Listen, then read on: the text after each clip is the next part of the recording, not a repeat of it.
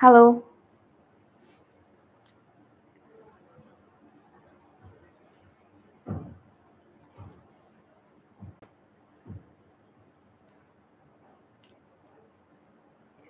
Hello, আসসালামু আলাইকুম class 8। কেমন আছো তোমরা সবাই? কি অবস্থা তোমাদের সবার?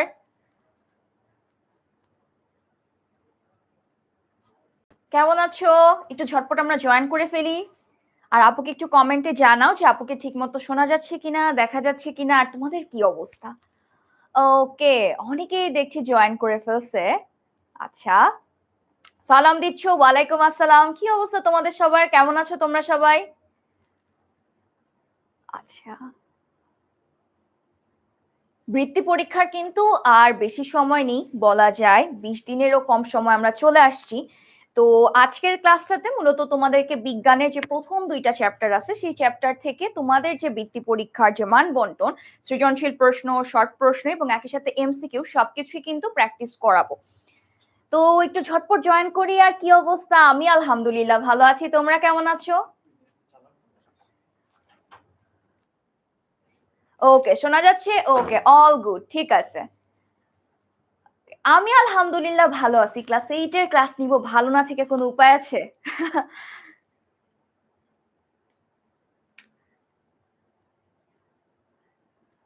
আচ্ছা, সায়েন্স নিয়ে একটু বলেন দেখি, সায়েন্স কার অনেক ভালো লাগে, কার একটু কম ভালো লাগে, কার একদমই ভাল লাগে না? মানে সায়েন্স দেখলেই মনে হয় যে বই খাতা সব গুছিয়ে রেখে একদম উঠে চলে যাই। একটু বলেন, কোন স্টেজে আছেন?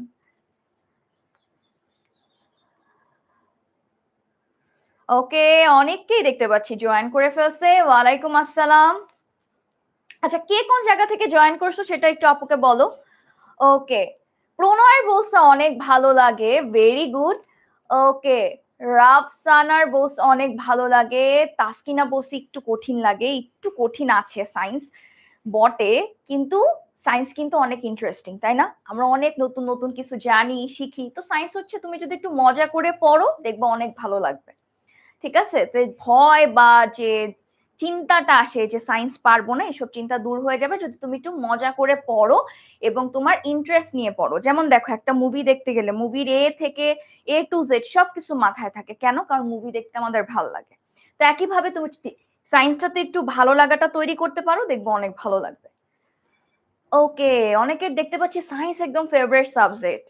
সেরা। আচ্ছা। মুন্সিগঞ্জ দেখেছি, চিটাগং থেকে জয়েন করে ফেলছে। অনেক থ্যাংক ইউ ক্লাসটাতে জয়েন করার জন্য। আচ্ছা, কারো একটু হার্ড লাগে। আমি চেষ্টা করব আজকে যে ২ টা চ্যাপ্টার তোমাদেরকে মূলত আপু পড়াবো, সেটা হচ্ছে হুম, তোমাদের আজকে যে ২ টা চ্যাপ্টার আপু পড়াবো সেটা হচ্ছে তোমাদের একটা চ্যাপ্টার হচ্ছে অধ্যায় ১, আরেকটা চ্যাপ্টার হচ্ছে তোমাদের যেটা প্রাণী জগতের শ্রেণীবিন্যাস, আর আরেকটা হচ্ছে জীবের বৃদ্ধি এবং হচ্ছে বংশগতি নিয়ে আমরা হচ্ছে ক্লাসটা করব। ঠিক আছে? তো এই ২ টা চ্যাপ্টার কার ভালো লাগে? কার ভালো লাগে এই ২ টা চ্যাপ্টার?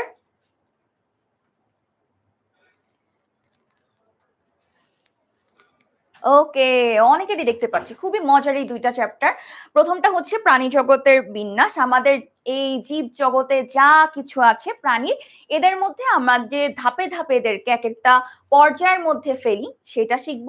এবং পরের চ্যাপ্টারটা হচ্ছে জীবের বৃদ্ধি। এই যে জীব আমরা এইটুকু একটা ভ্রূণ থেকে আস্তে বড় হয়ে পূর্ণাঙ্গ একটা মানুষে পরিণত হচ্ছি এবং কিভাবে এটা হচ্ছে, এই প্রক্রিয়াটা পড়বো আমরা ২য় চ্যাপ্টারটাতে। তো তোমাদের মূলত আমি যদি একটু মানবন্টনটা বলি, সেটা হচ্ছে তোমাদের সায়েন্সের কথায়, সায়েন্সে তোমাদের মোট নম্বর থাকবে হচ্ছে ৫০। এই ৫০ নাম্বারটাকে ৩টা ভাগে ভাগ করা হয়েছে। সেখানে তোমাদের এমসিকিউ থাকবে ১০টা, ১ নম্বর করে, যেটার মোট নম্বর থাকবে ১০। তোমাদের কিছু শর্ট কোশ্চেন থাকবে মূলত ৫টা, যেগুলার নম্বর থাকবে ২ করে, সেখানেও হচ্ছে ১০। আর তোমাদের সিকিউ থাকবে মোট ৩টা, যেগুলার নাম্বার থাকবে ১০ করে। তো এইভাবে মোট আসে তোমাদের ৫০ নম্বর। এবং তোমরা যদি তোমাদের ওই অংশটা ভালো মতো পড়ো, ওখানে লেখা ছিল যে প্রত্যেকটা চ্যাপ্টার থেকে একটা না একটা প্রশ্ন আসবে। তাই সবকিছুই আমাদের ভালো করে পড়তে হবে। এখন প্রশ্নটা আসে, যে আপু সায়েন্সের এ থেকে জেড সবকিছু তো পড়া সম্ভব না, রাইট? তো তোমার বুঝতে হবে যে কোন অংশগুলা থেকে তোমার বৃত্তি পরীক্ষাতে আসতে পারে বা তোমাদের যে বার্ষিক পরীক্ষা সেখানে আসতে পারে। ঠিক আছে, তো অনেকেই উদ্গ্রীব হয়ে আছে যে এই নতুন আপু তার নাম কি। ঠিক আছে, তো আমার পরিচয়টা আরো শুরুতে দেওয়া উচিত ছিল। তো দেখতে চাচ্ছিলাম যে কারা কারা আমাকে চিনে। তো আমি হচ্ছে তোমাদের প্রাপ্তি আপু, মূলত 9-10 এর বায়োলজি ইনস্ট্রাক্টর। তো তোমাদের সায়েন্সের ক্লাসটাও ইনশাল্লাহ, তোমাদের সায়েন্সের যে ক্লাসগুলো হবে সেগুলোতেও সামনে আরো অনেক দেখা হবে আমাদের। আমি মাইক্রোবায়োলজি নিয়ে পড়াশোনা করছি। মাইক্রোবায়োলজি হচ্ছে এমন কিছু জিনিস যেগুলো আমরা খালি চোখে দেখতে পাই না, কিন্তু সেগুলো আমাদের অনেক ক্ষতি করে থাকে। তো সেরকম একটা বিষয় নিয়ে আমি পড়াশোনা করছি ব্র্যাক ইউনিভার্সিটিতে। তো এই হচ্ছে আমার পরিচয়। আচ্ছা, তো আমরা এমসিকিউটা পড়বো। প্রথমে হচ্ছে 1 নাম্বার চ্যাপ্টার, যেখানে আমরা শিখতেছি কি প্রাণী জগতের বিন্যাস। প্রথম এমসিকিউটা খুবই কমন, এটা খুব বেশি আসে, এটা একদম চ্যাপ্টারের প্রথম পৃষ্ঠার সবচেয়ে গুরুত্বপূর্ণ লাইন, সেখান থেকে এমসিকিউটা চলে আসে। ঠিক আছে, এটা হচ্ছে তোমাদের বইয়ের এই চ্যাপ্টারের একদম প্রথম পৃষ্ঠার শেষ প্যারাতে দেখবা একটা লাইন আছে, সেই লাইন থেকে এই প্রশ্নটা। সেটা কি? অদ্যাবধি মানে এখন পর্যন্ত কত লক্ষ প্রজাতির প্রাণী আবিষ্কৃত হয়েছে? কি হবে? অপশন দেখব আমরা। এরকম নাম্বারের যে প্রশ্নগুলা থাকবে সেগুলাতে আমরা কি করব? অপশনগুলা দেখব। ঠিক আছে, প্রথমে কি বলছে? 15, 12, 13, 11।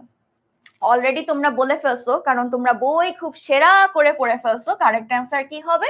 15 লক্ষ। এবং এই প্রশ্নটা দেখো জিএসসি পরীক্ষাতে চলে আসছে, দিনাজপুর বোর্ড এবং চট্টগ্রাম বোর্ডও। তোমরা যারা বৃত্তি পরীক্ষা দিবা তোমাদের জন্য কিন্তু জেএসসির যে প্রশ্নগুলা ছিল, বিগত বছরে যে জেএসসি পরীক্ষা হয়েছে সেখানে যে প্রশ্নগুলা, সেগুলা কিন্তু খুব ভালো করে প্র্যাকটিস করে যেতে হবে।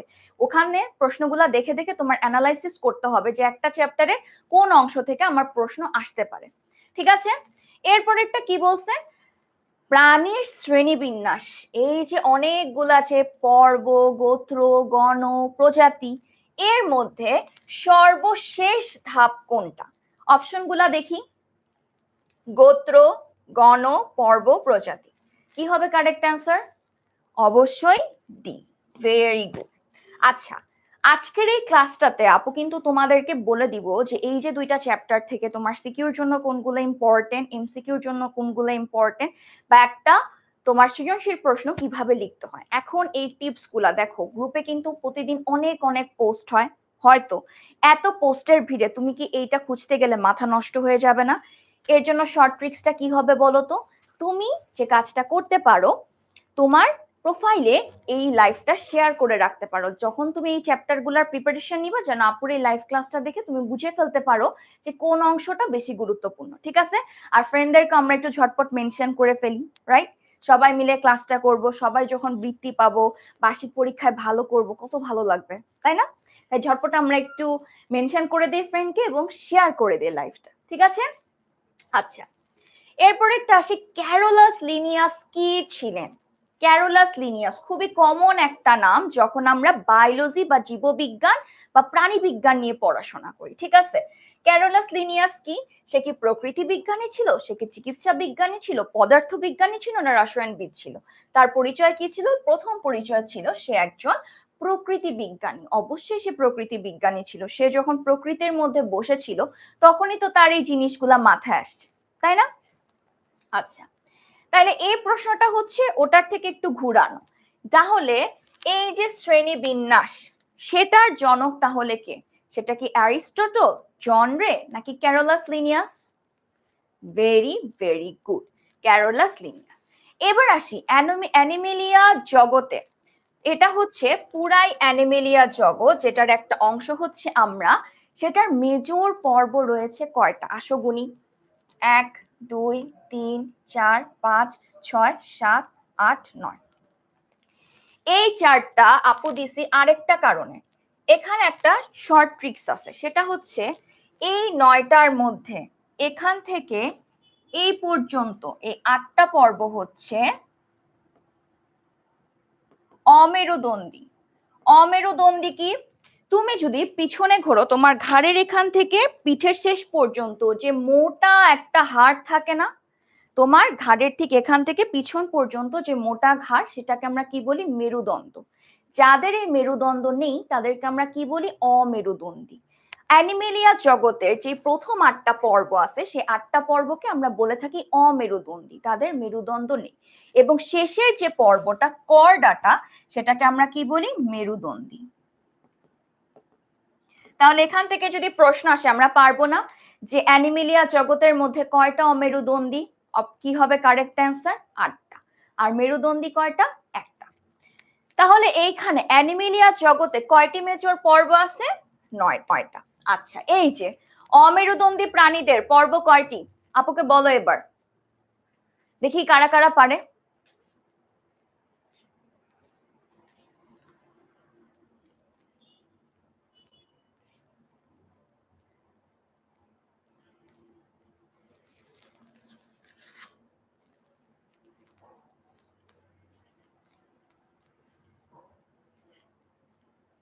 ভেরি গুড, 8টি। আচ্ছা, এবার আমরা যখন দেখো আমাদের এখানে মূলত বলা যায় 9টা পর্ব, আবার কর্ডাটার ধাপগুলাও আছে।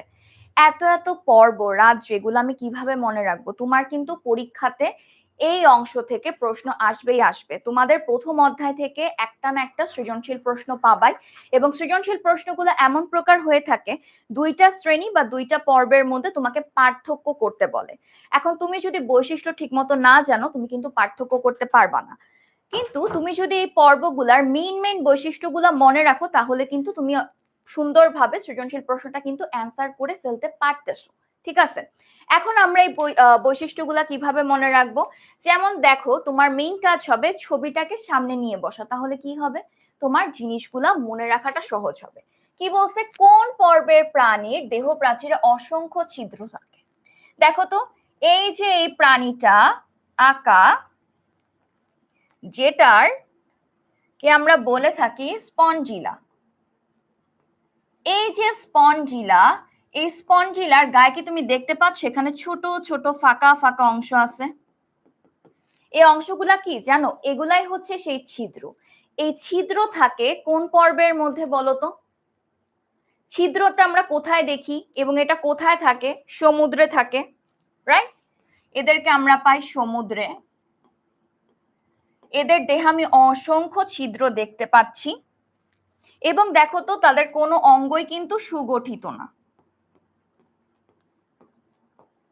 তাই আপু যে জিনিসটা তোমাদেরকে বুঝাতে চাচ্ছি, যখনই তুমি বৈশিষ্ট্যগুলো পড়বা চেষ্টা করবা ছবিটা বা যেই উদাহরণটা তোমার দেয়া থাকবে সেই উদাহরণটাকে সামনে নিয়ে বৈশিষ্ট্যগুলা মনে করার।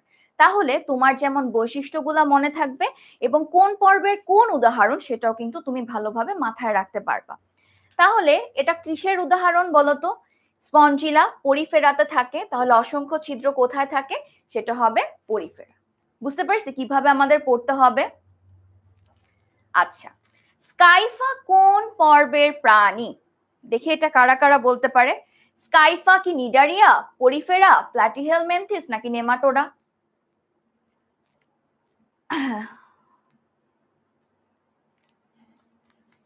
অবশ্যই পরিফেরা। আচ্ছা, তারপরে আসি, নিডোসাইট নামক বিশেষ বৈশিষ্ট্যপূর্ণ কোষ থেকে নামকরণ করা হয়েছে কোন পর্বের? এটাকে নিডোসাইট বা নিডোব্লাস্ট বলা যায়। সেটা কি? সেটা হচ্ছে আমাদের নিডারিয়া পর্ব। কোন অংশটা সেটা একটু তোমাদেরকে দেখাই।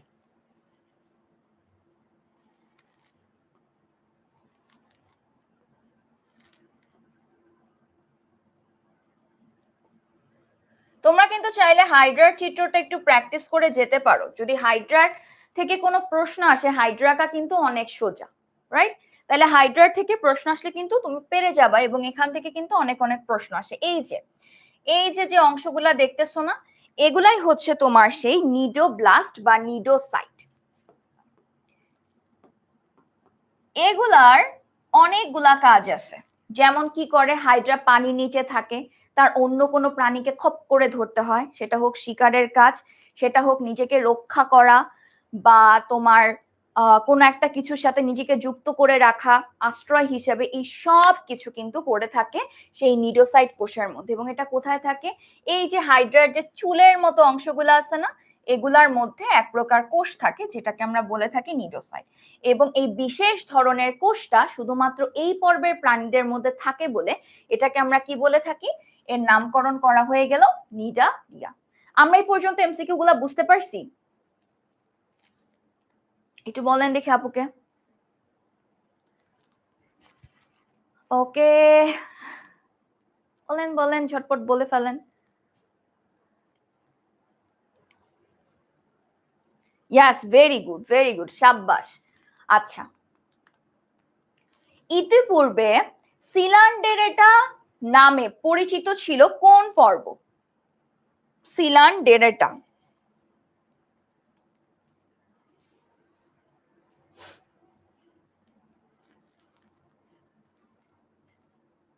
ভেরি গুড, সেটা হচ্ছে নিডারিয়া।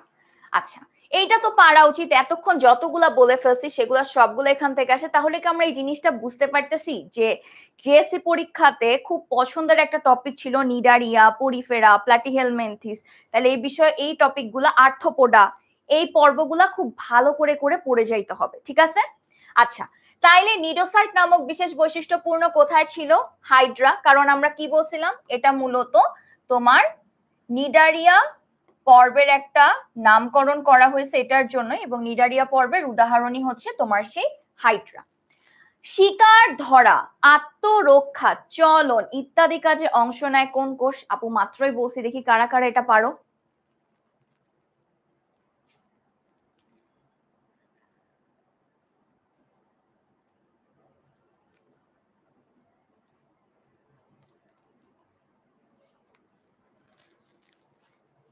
ওকে, দেখি এটার কারা কারা অ্যান্সার দিতে পারে। শিকার ধরা, আত্মরক্ষা, চলন।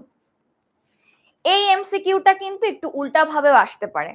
প্রশ্নটা এভাবেও আসতে পারে যে তোমার এই তিনটা কাজ করে যে অঙ্গটা, সেখান থেকে ওই যে বহুপদী যে প্রশ্নগুলো আছে না, সেগুলাও কিন্তু এখান থেকে দিয়ে দিতে পারে। আচ্ছা, কি হবে? এটা হবে নিডোসাইট অবশ্যই।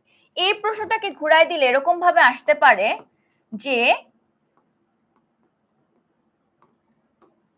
নিডোসাইট কি কাজ করে। তারপরে এক নম্বরে দিল শিকার ধরা, 2 নম্বরে দিল আত্মরক্ষা, 3 নম্বরে দিল চলন। তাইলে এখানের এই যে অপশনগুলো থাকে না, কতে 1 ও 2, খতে 2 ও 3, গতে দিল তোমাকে 3 ও 1, আর ঘতে দিল 1, 2 ও 3। তাহলে কারেক্ট অ্যান্সার কি হবে? কারেক্ট অ্যান্সার হবে ঘ। একই প্রশ্ন জাস্ট উল্টা ভাবেও আসতে পারে, ঠিক আছে? ওকে, হাইড্রা কোন পর্বের প্রাণী? বলে ফেলছি আমরা, সেটা হচ্ছে নিডারিয়া পর্বের। ফিতা কৃমি বা যকৃৎ কৃমির রেচনাঙ্গের নাম কি? ফিতা কৃমি বা যকৃৎ কৃমি যে আছে সেগুলার আমরা রেচনাঙ্গের নাম কি বলি বলতো? সেটাকে আমরা বলে থাকি শিখা অঙ্গ। কয়েকটা পয়েন্ট খুব ভালো করে মাথায় রাখবা। যেমন তোমাদের এখানে শিখা অঙ্গের কথা যেগুলা লেখা থাকে সেগুলো একটু ভালো করে পড়তে হবে তোমাদের, যেন মাথায় থাকে। এবং এই দুইটা কোন পর্বের বলতো?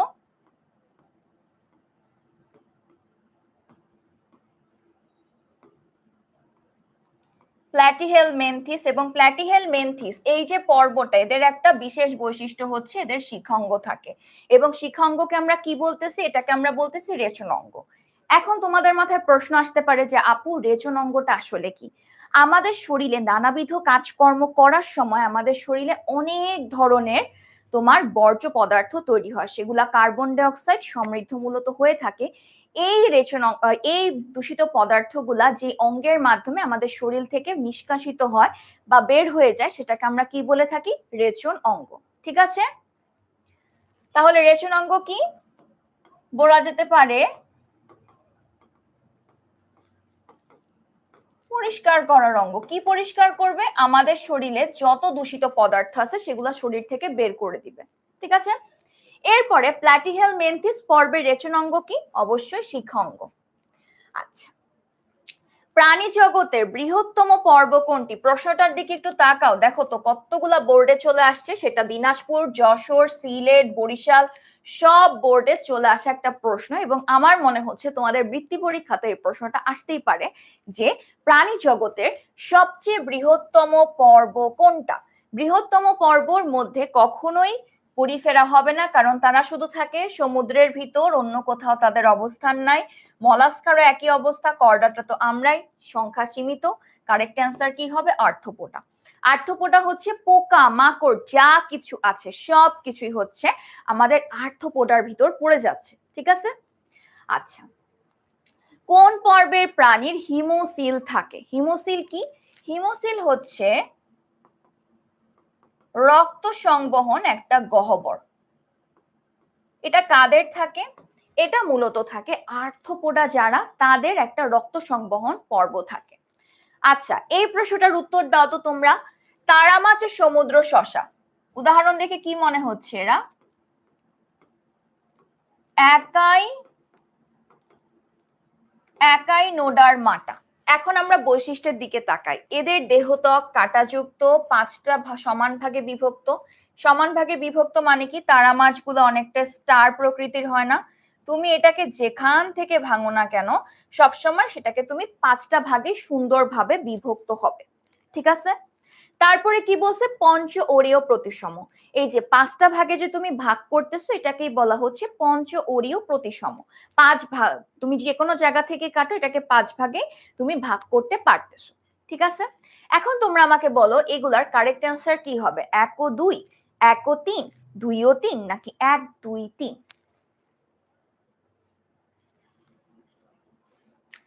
ওকে, দেখি কারা কারা কারেক্ট অ্যান্সার দেয়। তালহা, ফারিয়া, ওকে, এখানে দেখতে পাচ্ছি ফয়সাল, সাইফুল, তাসকিনা, রূপা, ওকে, আনিকা, সবাই কারেক্ট অ্যান্সার দিছো, ভেরি গুড। কারেক্ট অ্যান্সার কি হবে? 3টাই। তারা মাছ এবং সমুদ্র শসা হচ্ছে একাই নোডার মাঠে, এবং তাদেরকে আমরা 5 ভাগে বিভক্ত করতে পারি, কাঁটাযুক্ত, সবই মিলে গেছে। আচ্ছা, নিডারিয়া পর্বের প্রাণীদের অ্যাক্টোডার্মে নিডোসাইট নামক এক বৈশিষ্ট্যপূর্ণ কোষ থাকে। এই কোষগুলো বিভিন্ন কাজে অংশ নেয়। উক্ত পর্বের প্রাণী নিচের কোনটি? অর্থাৎ নিডারিয়া পর্বের প্রাণী কোনটা? সেটা কি স্পঞ্জিলা, স্কাইফা, ওবেলিয়া, নাকি তারা মাছ? প্রথম দুইটা তো অবশ্যই হবে না, এরা পরিফেরাতে চলে গেছে, একাইনোডার মাটাতে চলে গেছে। ওবেলিয়া আর হাইড্রা কিসের উদাহরণ? নিডোসাইডের। তাহলে আমরা কি বুঝতে পারতেছি এই চ্যাপ্টারের জন্য আমার কোন কোন অংশগুলো ভালো করে পড়তে হবে? প্রথম কথা, আমার কিছু আলাদা আলাদা বৈশিষ্ট্য আছে যেগুলো অন্য কোনো পর্বে পাওয়া যায় না। সেই বৈশিষ্ট্যগুলা ভালো করে বুঝতে হবে, জানতে হবে, মনে রাখতে হবে। দ্বিতীয় পয়েন্ট হচ্ছে তোমার উদাহরণগুলা ভালো করে পড়তে হবে, সেখান থেকে তোমার এমসিকিউ দিতে পারে। আর যে গুরুত্বপূর্ণ কিছু বৈশিষ্ট্য থাকে সেখান থেকে তোমার শর্ট প্রশ্ন আসতে পারে, তাই তোমার প্রিপারেশনটা কিন্তু ওভাবেই নিতে হবে। আচ্ছা, একই কথা ওই যে আপু যেটা বললাম একটু আগেই, যে তোমার নিডোসাইড থেকে ওই প্রশ্নটা আসতেই পারে। কি হবে সেটা? কি? শিকার ধরে এবং আত্মরক্ষা, এবং আরেকটা কি ছিল? চলন, সেটা সংবহনে কাজ করে না আমাদের নিডোসাইড। ওকে, এটা হলো আমাদের এমসিকিউ। তাহলে এমসিকিউ আমরা করে কি কি বুঝতে পারছি? একটা হচ্ছে 15 লক্ষের ওই এমসিকিউটা অনেক গুরুত্বপূর্ণ, ক্যারোলাস লিনিয়াসের কথাবার্তা গুরুত্বপূর্ণ। দ্বিপদ নামকরণটা একটু দেখে যেতে পারো, সেখান থেকে অনেক সময় দিতে পারে। প্রথমটাকে গণ, তারপরেরটাকে প্রজাতি বলি। ঠিক আছে? তারপরেরটা কি? তারপরে হচ্ছে আমাদের বৈশিষ্ট্যগুলা খুব ভালো করে পড়তে হবে এবং উদাহরণগুলা ভালো করে মনে রাখতে হবে। ঠিক আছে? ওকে, ইয়েস, থ্যাংক ইউ শ্রী। আচ্ছা, এরপর আমরা একটু শর্ট প্রশ্ন পড়ি, কারণ আমাদের মূলত বোর্ড তোমাদের যে পরীক্ষাটা হবে বৃত্তি পরীক্ষা, সেখানে তোমার 5টা শর্ট প্রশ্ন থাকবে, প্রত্যেকটার নাম থাকবে 2 নাম্বার করে। ঠিক আছে? আর তোমাদের এটা নিয়ে ভয় পাওয়ার কোনো কারণ নেই, স্লাইড সাজেশন সবকিছু তোমাদেরকে দিয়ে দেওয়া হবে, ভয় পাওয়ার কোনো কারণ নাই। ঠিক আছে? আচ্ছা, এরপর আসি দ্বিপদ নামকরণ বলতে আসলে কি বুঝি। দ্বিপদ নামকরণ হচ্ছে এই যে একজন তো সুন্দরভাবে লিখে দিছে, দুই অংশ বিশিষ্ট বৈজ্ঞানিক নামকে দ্বিপদ নামকরণ বলা হয়। নার্গিস জামান একদম কারেক্ট অ্যান্সার বলে ফেলছে। ঠিক আছে, জিনিসটা কি, একটি জীবের বৈজ্ঞানিক নামের দুটো অংশ থাকে, একটাকে আমরা কি বলি, একটাকে আমরা বলি গণ, আরেকটাকে আমরা কি বলি, প্রজাতি। এই প্রথাটা নিয়ে আসেন ক্যারোলাস লিনিয়াস, এবং এই বৈজ্ঞানিক নামের একটা গুরুত্বপূর্ণ উদাহরণ হচ্ছে মানুষের বৈজ্ঞানিক নাম হোমোসেপিয়েন্স। এটা তো এখানে লেখার জন্য ইটালিকে লিখছি। তুমি যখন লিখবা খাতায় তখন তুমি এভাবে করে লিখে নিচে তোমার আন্ডারলাইন করে দিতে হবে। যদি তুমি এই আন্ডারলাইন না করো তোমার এখানে 0 দিয়ে দিবে। তাই কি করতে হবে, যখনই আমরা কোনো বৈজ্ঞানিক নাম লিখবো, কয়েকদিন পর তোমরা 9-10-এ উঠবা, আরো আরো বৈজ্ঞানিক নাম পড়বা, ইন্টারে উঠলে তো আরো বেশি বেশি পড়বা। তো বৈজ্ঞানিক নাম লেখার একটা কমন নিয়ম হচ্ছে, তুমি যখন এটাকে খাতায় লিখো তখন তোমার প্রত্যেকটা শব্দের নিচে আন্ডারলাইন করতে হবে, প্রথম শব্দটার প্রথম অক্ষর বড় হাতে আর বাকি সবকিছু কি হবে, ছোট হাতে। এই জিনিসগুলা তোমার আজীবন লাগবে, যারা সায়েন্সের সাথে যুক্ত থাকবা তাদের জন্য কিন্তু এগুলা খুবই কমন বৈশিষ্ট্য, যত বড় হবা একই নিয়ম, এগুলো একটু মাথায় রাখতে হবে। ঠিক আছে, এইটা একটু নোট করে রাখতে পারো যে অনেকেই আমরা এই জিনিসটা মনে রাখি না, দেখা যায় এভাবে আন্ডারলাইন করি না, তখন কি হয়ে যায়, মার্কস চলে যায়, টিচারকে যে বলি টিচার আমি তো সব ঠিকঠাক লিখছি, মার্কস কোথা দিয়ে গেল, তখন টিচার বলবে এই তো ছিল নিয়ম, তুমি তো নিয়ম ফলো করো নাই। এটা একটু ভালো করে মনে রাখো।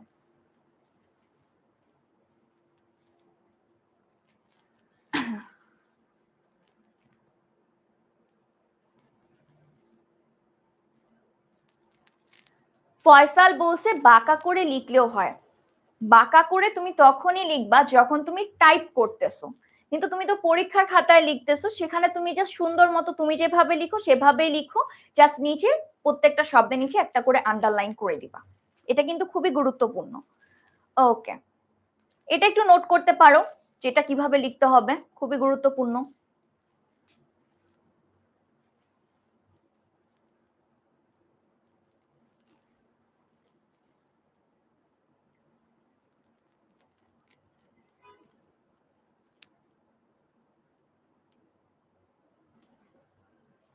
ওকে আচ্ছা, ঠিক আছে, যে বুঝুনি ব্যাপারটা বলছি যে তোমাদের বৈজ্ঞানিক নাম লেখার অনেক অনেক নিয়ম আছে, কিন্তু যে দুইটা নিয়ম তোমাদেরকে এখন মূলত শেখানো হয়, আরো অনেক নিয়ম আছে, কিন্তু যে দুইটা গুরুত্বপূর্ণ নিয়ম যেগুলো তোমার অবশ্যই লিখতে হবে, সেটা হচ্ছে বৈজ্ঞানিক নাম বা দ্বিপদ নামকরণের আমরা যখন লিখি তখন দুইটা বিষয় মাথায় রাখতে হবে।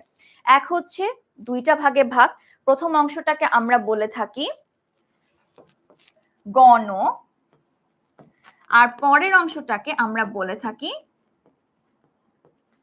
প্রজাতি।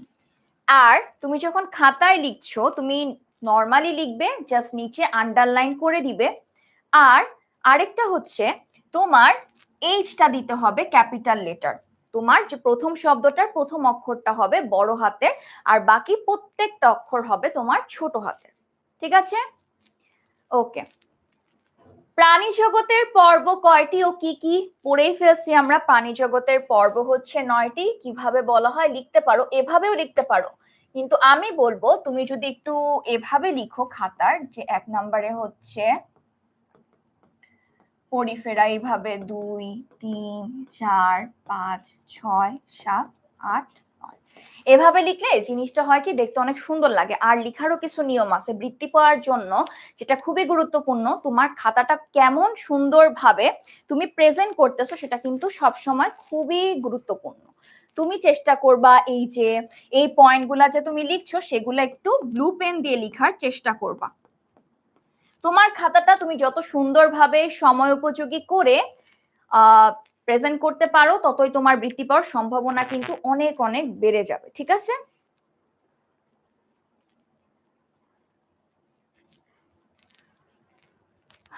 ঠিক আছে, এগুলো একটু লম্বালম্বি করে লিখবা, নীলকালি দিয়ে লিখবা, খুবই ভালো হয়। আচ্ছা, প্ল্যাটিহেলমিনথেস পর্বের সকল প্রাণী কি পরজীবী? বলো তো এটার উত্তর, হ্যাঁ বা না বলো, বাকিটা আপু উত্তর দিচ্ছি। ওকে,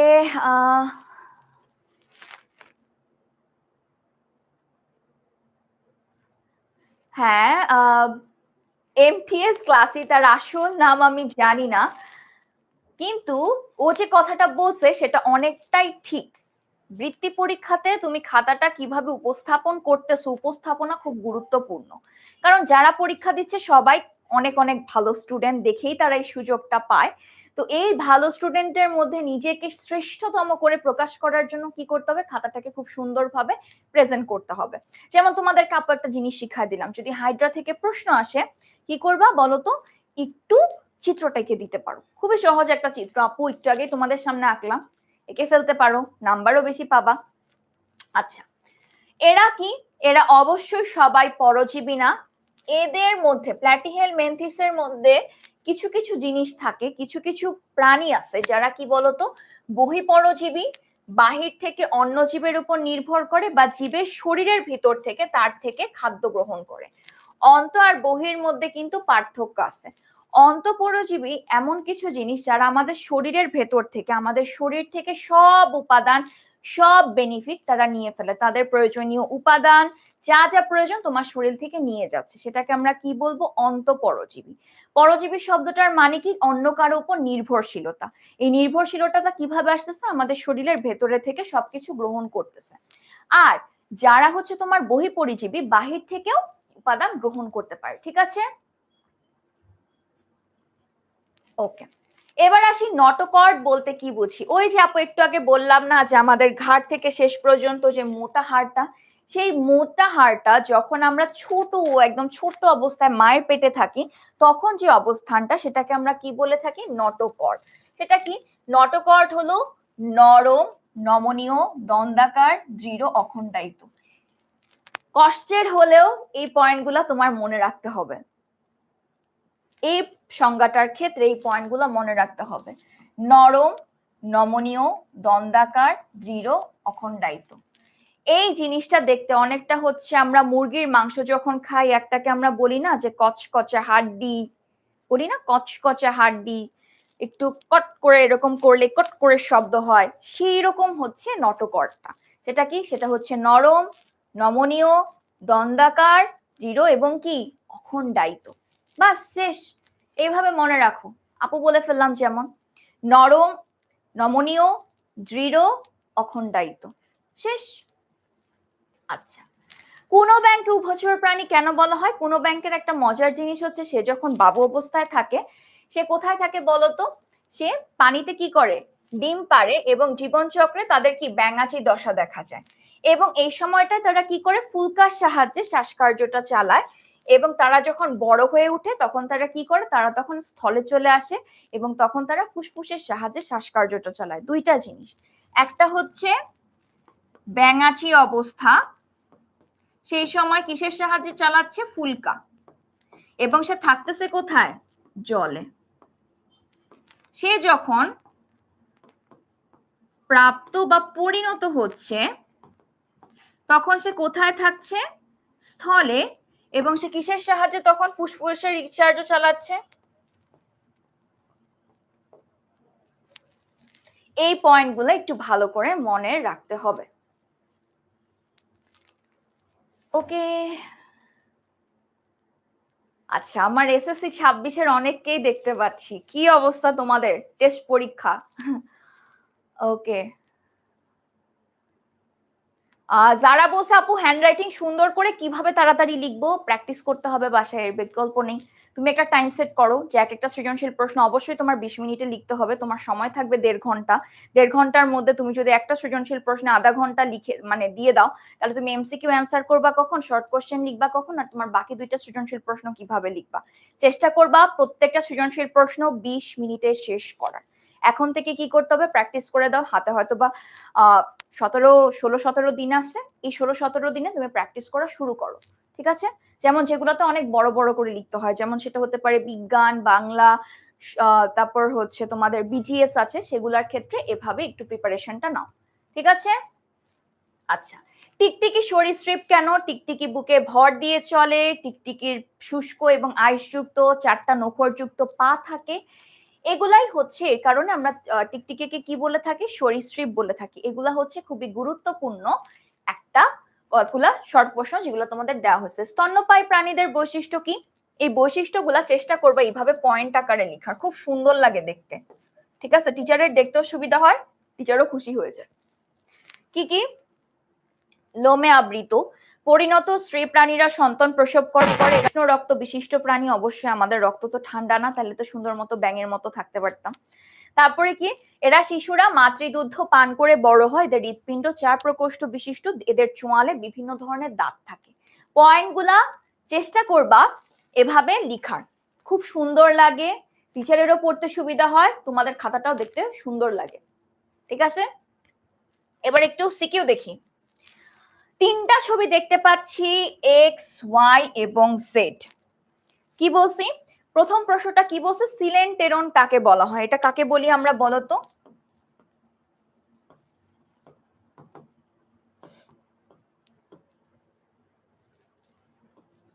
দেহ গহ্বর। আপু এটা ছোট্ট করে লিখে দিলাম, কিন্তু এই প্রশ্নটা তুমি যখন লিখবা বইতে যেভাবে লিখা না, ক নাম্বার প্রশ্নটা, ক নাম্বার প্রশ্নটা একটু চেষ্টা করবা বইয়ের মতো করে লিখার।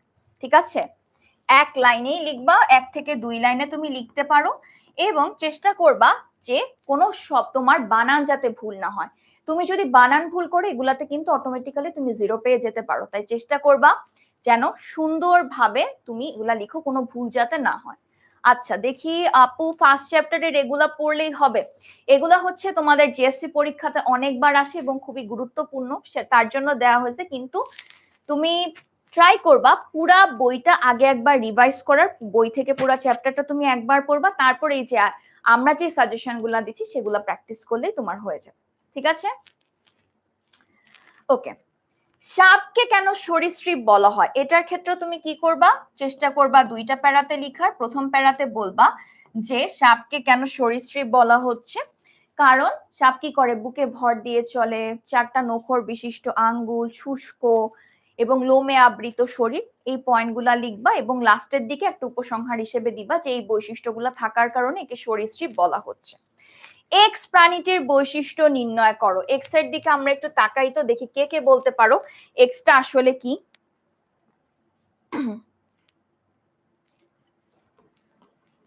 এক্সটা হচ্ছে, দেখো তো এখান থেকে গোল হয়ে আসে না, এটাকে আমরা কি বলি? গোল কৃমি। এখন তোমরা ভাবছো যে এগুলার আনসার কিভাবে পাবো, আর একটু লিখে দিলে ভালো হইতো।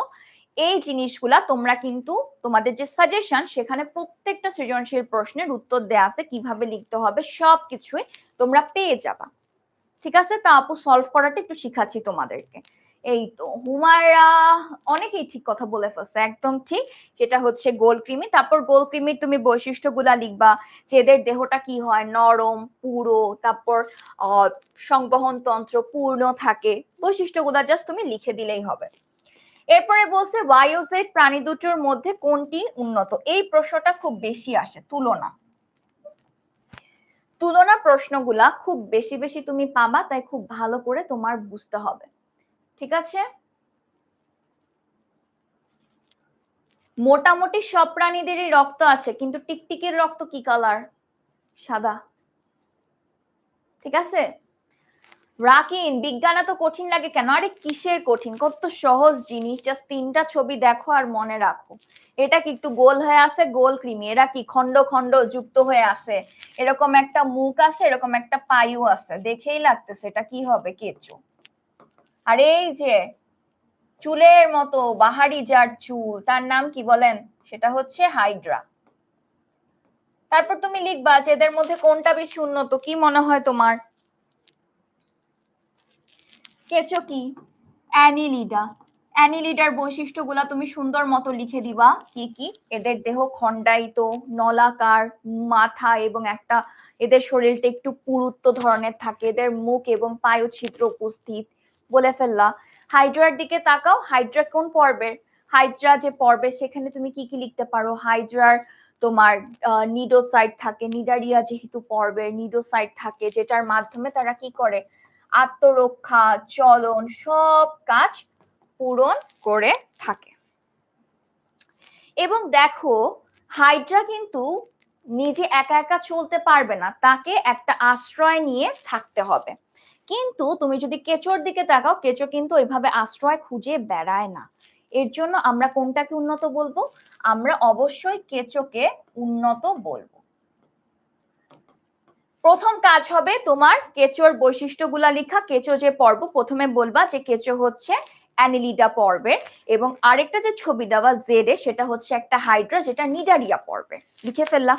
দ্বিতীয় প্যারাতে তুমি লিখবা যে তোমার কেঁচোর বৈশিষ্ট্যগুলা কি, অর্থাৎ অ্যানিলিডা পর্বের বৈশিষ্ট্যগুলো কি, এবং তোমার পরেরটাতে কি লিখবা, হাইড্রার বৈশিষ্ট্যগুলা কি। ঠিক আছে? এরপর লেখার পর তুমি কি করবা, দুইটার মধ্যে কম্পেয়ার করে তুমি বলে ফেলবা যেটা কোনটা কি, কোনটা উন্নত। অবশ্যই কেঁচোটা তোমার বেশি উন্নত হবে এখান থেকে। ঠিক আছে? কেন উন্নত? কারণ হচ্ছে তোমার কেঁচোর সবকিছু আছে, অঙ্গাণু তার যা যা প্রয়োজন সবকিছু আছে। তার মুখ এবং পায়ুছিদ্র উপস্থিত, এবং কি না রে বাবা, এটা কেঁচো, কারণ তুমি দেখতে পাচ্ছ না এর মুখ এবং পায়ু উপস্থিত, রাইট? আচ্ছা। ফাহিম একদিন চিড়িয়াখানায় গিয়ে দুটি খাঁচার মধ্যে যথাক্রমে পাখি, বাঘ এবং পানিতে কুমির দেখতে পায়। শ্রেণীবিন্যাস কি? এই যে পৃথিবীতে যত জীব আছে সবগুলাকে এক একটা ভাগে ভাগ করার যে বিষয়টা, সেটাকে আমরা কি বলি? সেটাকে আমরা বলে থাকি শ্রেণীবিন্যাস। তারপরে কোন ব্যাংক উভচর কেন আমরা বসি সেটা আমরা জানি, কারণ সে যখন তার জন্মটা হয় পানিতে, ফুলকার সাহায্যে শ্বাসকার্য চালায়, বড় হওয়ার পর সে চলে আসতেছে তোমার স্থলে, এবং সে ফুসফুসের সাহায্যে তার শ্বাসকার্যটা চালাচ্ছে। এই কারণে এটাকে আমরা উভচর বলি। উদ্দীপকের প্রথম প্রাণীটি কোন শ্রেণীর? প্রথম প্রাণীটা হচ্ছে পাখি, যেটা কি করডাটা পর্বের পক্ষী শ্রেণীর প্রাণী। কিভাবে? কারণ তার চঞ্চু থাকে, পালক দ্বারা আবৃত, পা আছে, এই জিনিসগুলোর জন্য আমরা এটাকে কি বলতেছি? এটাকে আমরা বলতেছি পাখি শ্রেণীর মূলত প্রাণী। আচ্ছা, এটাকে তুমি যদি আরো সুন্দর করে লিখতে চাও তাহলে এভাবে লিখতে পারো, করডাটা পর্বের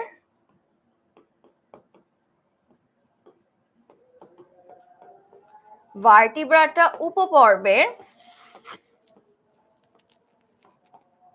পাখি শ্রেণীর অন্তর্ভুক্ত, এভাবেও তুমি লিখতে পারো। তারপরে আসি দ্বিতীয় হচ্ছে বাঘ, যেটা অ্যানিলিডা, আর তৃতীয় হচ্ছে কুমির, যেটা কি সরীসৃপ।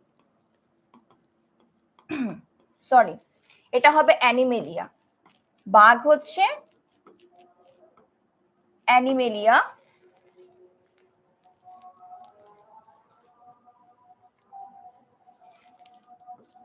এটা হচ্ছে অ্যানিমেলিয়া পর্বের মধ্যে পড়তেছে, আর কুমির হচ্ছে সরীসৃপ। তারপর দুইটার মধ্যে তুমি জাস্ট তুলনা করে লিখে দিবা যে এই দুইটাই কি তোমার করডাটা পর্বের, কিন্তু তারপরও কি এদের মধ্যে কিছুটা পরিমাণেও কি পার্থক্য আছে। কি পার্থক্য?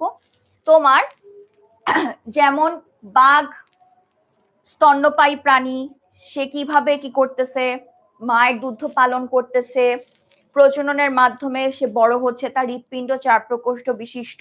এইদিকে কুমিরের দিকে তাকাইলে কুমির হচ্ছে সরীসৃপ, উষ্ণ রক্তের প্রাণী, পালক দ্বারা আবৃত, তারপর 4টা নখরযুক্ত আঙ্গুল থাকে। এই জিনিসগুলোর মধ্যে পার্থক্য করতে হবে। ঠিক আছে? এরপরে নুজহাত রাতে খাবার টেবিলে বসে ইলিশ মাছের তরকারি লক্ষ্য করলে এ সময় বিদ্যুৎ চলে যাওয়ায় তার বড় বোন অর্পা মোমবাতি নিয়ে আসলো। হঠাৎ একটি প্রাণী উড়ে টেবিলের পাশের পর্দায় এসে পড়লো, যার সন্ধিযুক্ত, এই যে এটা ইম্পর্টেন্ট, সন্ধিযুক্ত উপাঙ্গ অ্যান্টেনা ছিল। দ্বিপদ নামকরণ আমরা পারবো, কুমিরকে সরীসৃপ এটা তো অলরেডি বলে ফেলছি। তাহলে বলো তো কোন পর্বের এই যে সন্ধিযুক্ত উপাঙ্গ এবং অ্যান্টেনা কাদের থাকে, একটু বলেন দেখি আপুকে।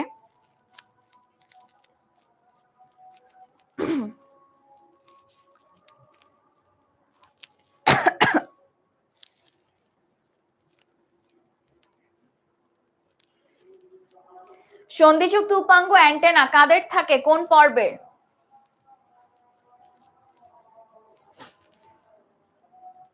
ভেরি গুড, একজন বলে ফেলছে তালাপোকা আর একজন বলে ফেলছে আর্থ্রোপোডা। Very good.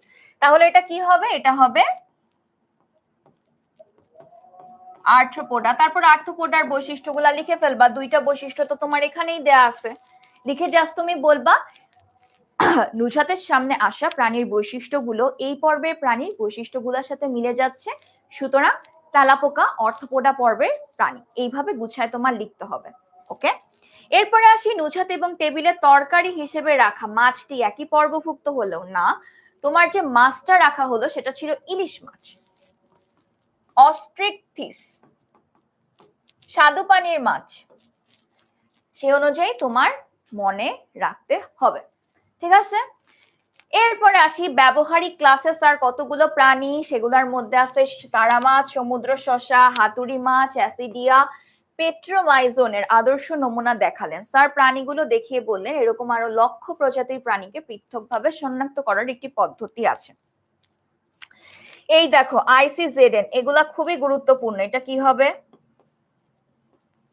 এই ফুল ফর্ম গুলো একটু পড়ে ফেলবা।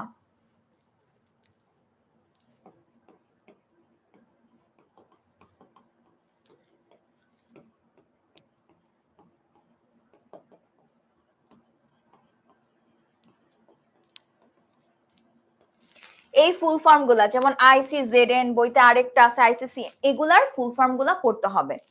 আচ্ছা, ব্যাংক উভচর অলরেডি বলে ফেলছি। উদ্দীপকে লিখিত প্রথম প্রাণী দুইটির শ্রেণীগত অবস্থান কি? তারা মাছ আর সমুদ্র শসা। অবশ্যই এটা কি হবে? একাই নোডার মাটা। স্যার যে পদ্ধতির কথা বললেন, তাহলে স্যার যে পদ্ধতি সেটা আসলে কি? শ্রেণীবিন্যাস পদ্ধতি। তোমরা এই সবগুলো প্রশ্নের উত্তর কিন্তু তোমাদের সাজেশনে পাবা, কিন্তু তারপর আপু বলে দিচ্ছি যে কিভাবে তুমি লিখতে হবে, ঠিক আছে। যেমন তোমার এই প্রশ্নটা যে প্রথম দুটি প্রাণী, তুমি এভাবে লিখবে বা যে উদ্দীপকে উল্লেখিত প্রথম দুটি প্রাণী হচ্ছে তারা মাছ আর সমুদ্র শসা। তারপরে তাদের বৈশিষ্ট্যগুলা তুমি লিখবা যে পঞ্চরীয়, প্রতিসম, কাঁটাযুক্ত, যেগুলা মিলে যাচ্ছে কোন শ্রেণীর সাথে? একাই নোডার মাটার সাথে। সুতরাং এই দুইটা প্রাণী একাই নোডার মাটা। তারপরে প্রাণী জগতে যে পদ্ধতি সেটা হচ্ছে শ্রেণীবিন্যাস। শ্রেণীবিন্যাসের প্রয়োজনীয়তা কি? তুমি অল্প সময় বিশাল জগৎকে ছোট করে জানতে পারতেছো, শিখতে পারতেছো, খুঁজে বের করতে পারতেছো। এই পয়েন্টগুলা জাস্ট গুছিয়ে গুছিয়ে তুমি প্যারা করে লিখতে পারো বা পয়েন্ট আকারেও লিখতে পারো, ঠিক আছে। আচ্ছা, এবার তোমাদেরকে আপু একটা জিনিস দিতে চাচ্ছি, সেটা হচ্ছে কতগুলা পর্বের ক্ষেত্রে। যেমন প্রথমে আসি পরিফেরা, মানে কিছু আলাদা আলাদা বৈশিষ্ট্য। সেটা কি?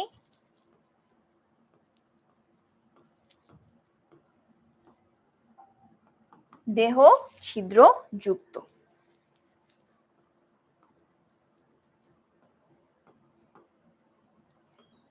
নেমাটোডার আলাদা বৈশিষ্ট্য কি? শ্বসনতন্ত্র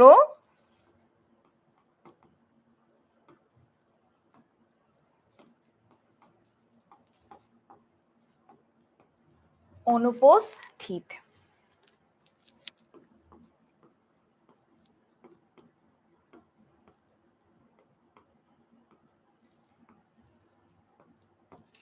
প্ল্যাটিহেলমিনথেসের কি থাকে বলতো? শিখা অঙ্গ, যেটাকে আমরা কি বলছিলাম? রেচন অঙ্গ, মানে কি পরিষ্কার করার অঙ্গ। ওকে, এরপরে আসি আর্থ্রোপোডা।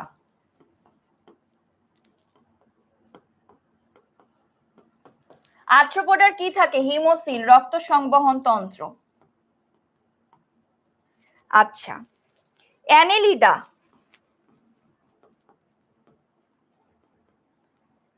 অ্যানেলিডার কি থাকে? নেফ্রিডিয়া নামক থাকে না?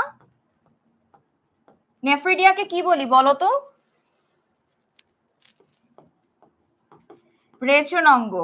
এবং চলাচলের জন্য কি থাকে? শিখা। কোনটার কোন গহ্বরকে কি বলা হয় এটা কিন্তু খুবই গুরুত্বপূর্ণ। মলাস্কা চিনবো কিভাবে? পেশিবহুল পা থাকে। এবং লাস্টে আসি তোমার একাই নোডার মাটা।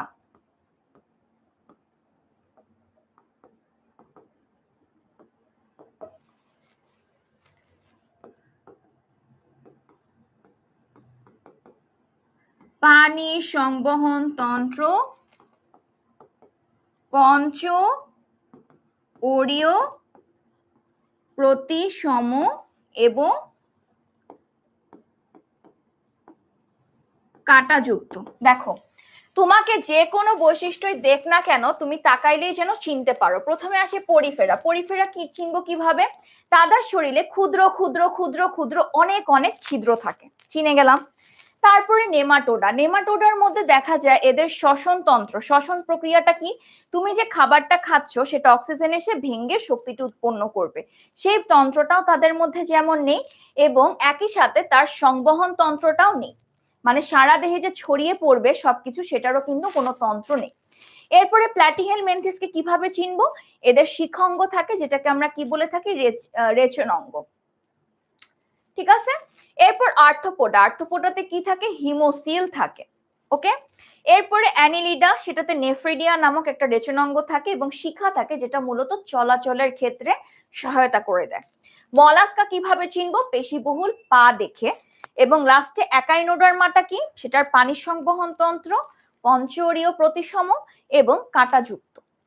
এইটার একটু এসেস নিয়ে ফেলি, যেন পরীক্ষার হলে আমাদের যেন এই বৈশিষ্ট্যগুলা থেকে তোমাদের অনেক অনেক প্রশ্ন আসে। ঠিক আছে, তাই এই বৈশিষ্ট্যগুলো একটু মনে রাখবা যে কোনটার জন্য কি কি।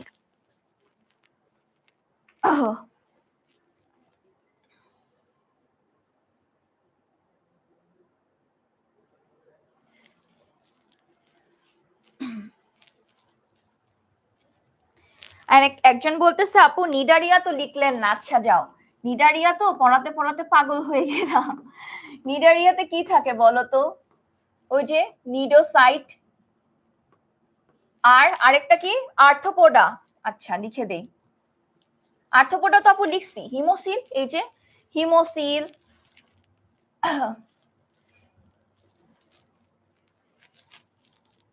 ওকে, হিমোসিলও বলতে পারো, আবার অ্যান্টেনাও বলতে পারো। এদের মাথায় অ্যান্টেনা থাকে, এটার কারো থাকে না। ঠিক আছে, এগুলা হচ্ছে খুবই বের করা ইউনিক ইউনিক বৈশিষ্ট্য প্রত্যেকটা পর্বের। এগুলা জাস্ট মনে রাখলেই তোমার হয়ে যাবে।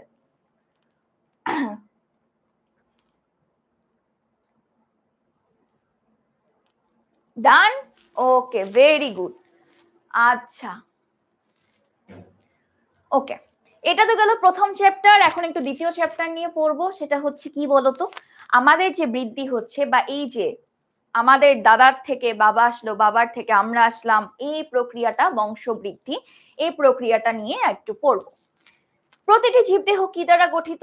এই যে তোমার একটা হাত তৈরি হচ্ছে, এই হাতটা যেন কিভাবে তৈরি হচ্ছে? এরকম অসংখ্য অসংখ্য অসংখ্য অসংখ্য অসংখ্য অসংখ্য অসংখ্য অসংখ্য কোষ দ্বারা। এই যে হাত গঠিত হয়েছে কিভাবে? এরকম ক্ষুদ্র ক্ষুদ্র ক্ষুদ্র ক্ষুদ্র ক্ষুদ্র ক্ষুদ্র অনেকগুলা কোষ মিলে তোমার এই পূর্ণাঙ্গ হাতটা তৈরি হয়েছে। তাহলে প্রতিটি জীবদেহ কি দ্বারা গঠিত? সেটা হচ্ছে কোষ দ্বারা গঠিত। ওকে, আচ্ছা, এবার আসি জীবদেহে কয় ধরনের কোষ বিভাজন দেখা যায়? 3 ধরনের। এইটা একটু আমরা নোট করব। প্রথমটা হচ্ছে অ্যামাইটোসিস। কাদের হয়? নিম্ন শ্রেণীর জীব। এরপরে আসি মাইটোসিস। মাইটোসিসটা কোথায় হয়? সেটা মূলত উন্নত শ্রেণীতেই হয়। কোথায়? দেহকোষে। দেহকোষে বা বৃদ্ধি পাবে এমন কোষে। মানে 2টা থেকে 4টা 4টা হয়ে মনে করো তোমার হাত পা গঠন সবকিছু কিন্তু সম্ভব হয়েছে মাইটোসিসের জন্য। আরেকটা কি?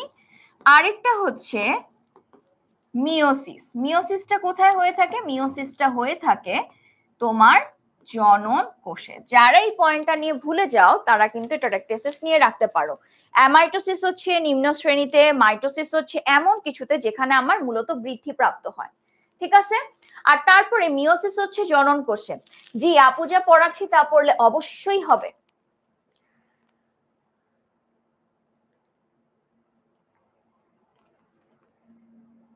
হার্ড লাগে? আচ্ছা দাঁড়াও, এখন ইজি করে দিচ্ছি।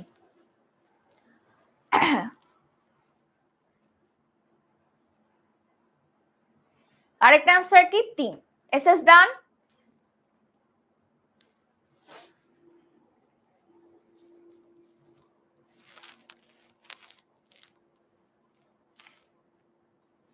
ওকে, চলেন সামনে আগাই। এবার আসি নিচের কোন জীবটিতে অ্যামাইটোসিস প্রক্রিয়া কোষ বিভাজন ঘটে। এই যে এই জীবটা, এটাকে কখনো জানো তোমরা কি? এটাকে বলা হয় এক প্রকার ভাইরাস বা ব্যাকটেরিয়া, ঠিক আছে? বা এর আরেকটা নাম হচ্ছে অ্যামিবা। সে এমন একটা জিনিস যাকে আমরা খালি চোখে দেখি না, কিন্তু আমাদের শরীরের ভেতর অনেক ক্ষতি করে রাখে। এবং এই যে এদেরকে আমরা বলে থাকি, এদের পর্যায়টা অনেক নিম্ন। তাহলে আপু একটু আগে যে বললাম যে নিম্ন শ্রেণীর জীবের কোষ বিভাজনটা কোন প্রক্রিয়ার মাধ্যমে হয়ে থাকে, কারেক্ট অ্যান্সার কি হবে? কারেক্ট অ্যান্সার হবে সি, অ্যামিবাতে মূলত তোমার অ্যামাইটোসিস প্রক্রিয়া হয়, কারণ অ্যামিবা অনেক নিম্ন শ্রেণীর একটা জীব। ওকে, এরপরে আসি মাইটোসিস কোষ বিভাজনে তিনটি মাতৃকোষ। আমরা কি জানি মাইটোসিস প্রক্রিয়াতে কি হয়? এরকম একটা মাতৃকোষ থেকে তোমার এভাবে এক এবং দুইটা অপত্য কোষের সৃষ্টি হয়। যে কোষটা থেকে শুরু হয় সেটাকে আমরা কি বলি? সেটাকে আমরা বলে থাকি মাতৃকোষ। এবং এই যে ছোট ছোট কোষ, সেগুলাকে আমরা কি বলি? অপত্য কোষ। তাহলে একটা থেকে তৈরি হচ্ছে দুইটা, তাইলে তিনটা থেকে কয়টা হবে? 2 ইন্টু 3 6। কোথায় 6? এই যে কারেক্ট অ্যান্সার। প্রশ্নটা কিন্তু ভালো করে পড়ো তোমরা। কয়টা মাতৃকোষ বলছে? যখন বলবে তিনটা, তখন আমরা কি বলবো বলো তো? কি হবে? যখন তোমার বলবে তিনটা মাতৃকোষ, তার মানে কি 3 দুগুণে 6, কারণ একটা থেকে তৈরি হয় দুইটা, তাহলে তিনটা থেকে কয়টা হবে? 6টা, রাইট?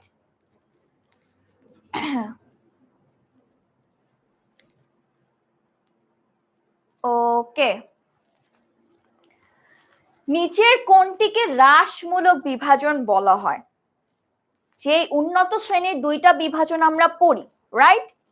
একটাকে আমরা বলি মিওসিস, আরেকটাকে বলি মাইটোসিস। একটা হচ্ছে তোমার এই মিওসিস, আরেকটাকে বলি মাইটোসিস। তোমার এখন পর্যন্ত জাস্ট মাথায় তিনটা শব্দ রাখো। তিনটা শব্দের আমি একদম বেসিক বুঝাই দিব, যেন তোমার এই চ্যাপ্টারটা একদম ইজি হয়ে যায়। প্রথম কথা, কোষ বিভাজন তিনটা: অ্যামাইটোসিস, মাইটোসিস, মিওসিস। অ্যামাইটোসিস নিম্ন শ্রেণীর মধ্যে হয়, আলাদা করে রেখে দাও। মাইটোসিস তোমার কি হয়? দেহকোষে। দেহকোষ বলতে কি বুঝাচ্ছেন আপু? মনে করো তোমার এই একটা কোষ থেকে দুইটা, দুইটা থেকে চারটা, এই যে বৃদ্ধি পেতে পেতে একটা পূর্ণাঙ্গ হাত তৈরি হলো, পূর্ণাঙ্গ একটা মানুষ তৈরি হইলাম, এই প্রক্রিয়াটাকে কি বলি বলো তো? আমরা এটাকে আমরা বলি মাইটোসিস। আর মিওসিসটা কি? মিওসিসটা হচ্ছে এই যে একটা বাচ্চা জন্ম হওয়ার জন্য বাবার জনন কোষ লাগে, মার জনন কোষ লাগে। এই যে বাবা মার জনন কোষ যে আসলো, এই বিভাজনটাকে আমরা বলে থাকি মিওসিস কোষ বিভাজন। ঠিক আছে? মিওসিস কোথায় হয়? মূলত জনন কোষে। আর তোমার মাইটোসিসটা কোথায় হচ্ছে? দেহকোষে। আরেকটা জিনিস খুব গুরুত্বপূর্ণ, মিওসিসে মনে করো এটা মার, এটা বাবার। এখান থেকে কি হবে জানো? এই যে এটা অর্ধেক হয়ে গেল, এখান থেকে এটা অর্ধেক হয়ে গেল, এই অর্ধেক অর্ধেক মিলে আবার 2n হয়ে গেল। দেখো জিনিসটা মার থেকে কিন্তু অর্ধেক হয়ে গেছে। মায়ের ছিল 2, এখানে এসে হয়ে গেল কি? মাত্র 1। কমে গেল না? এই যে কমে যাওয়াটা, এর জন্য এটাকে আমরা কি বলি? মিওসিস। আর মাইটোসিসের দিকে তুমি যদি তাকাও, এই যে মায়ের কোষ থেকে একই সমান সমান থাকে। মায়ের কোষ থেকে যে বাচ্চা কাচ্চা আসে, মাও যেমন 2n, বাচ্চা কাচ্চাও একইভাবে কি? 2n। এর জন্য এটাকে আমরা কি বলি? সমীকরণমূলক, মানে সেম সেম থাকে। আর মিওসিসের দিকে তুমি যদি তাকাও, দেখো মার ছিল 2n, এখান থেকে হয়ে গেল n, অর্ধেক হয়ে যাচ্ছে না? কমে যাচ্ছে না? এর জন্য এটাকে আমরা কি বলি? হ্রাসমূলক। বুঝতে পারছি আমরা পার্থক্যটা? মিওসিসে যে জিনিসটা হয়, কেন অর্ধেক হয় আমি বলি। মিওসিসে তো তোমার দুইটা জায়গা থেকে আসে, একটা আসে বাবার থেকে, একটা আসে মার থেকে। এখন দেখো বাবার অর্ধেক মার অর্ধেক মিলে যোগ হয়ে কি হয়? 2n হয়। বৈশিষ্ট্যটা ঠিক থাকলো। এমন যদি হয় বাবার থেকেও 2n আসলো, মার থেকেও 2n আসলো, দুই দুই যোগ করলে কত হয়ে যাচ্ছে? 4 হয়ে যাচ্ছে না? তাহলে কি সেটাতে মানুষের কোনো বৈশিষ্ট্য থাকবে? থাকবে না। হাত একটার জায়গায় 4-5টা হাত হয়ে যাবে। জিনিসটাকে আমরা বুঝছি? একটু বলো আপুকে।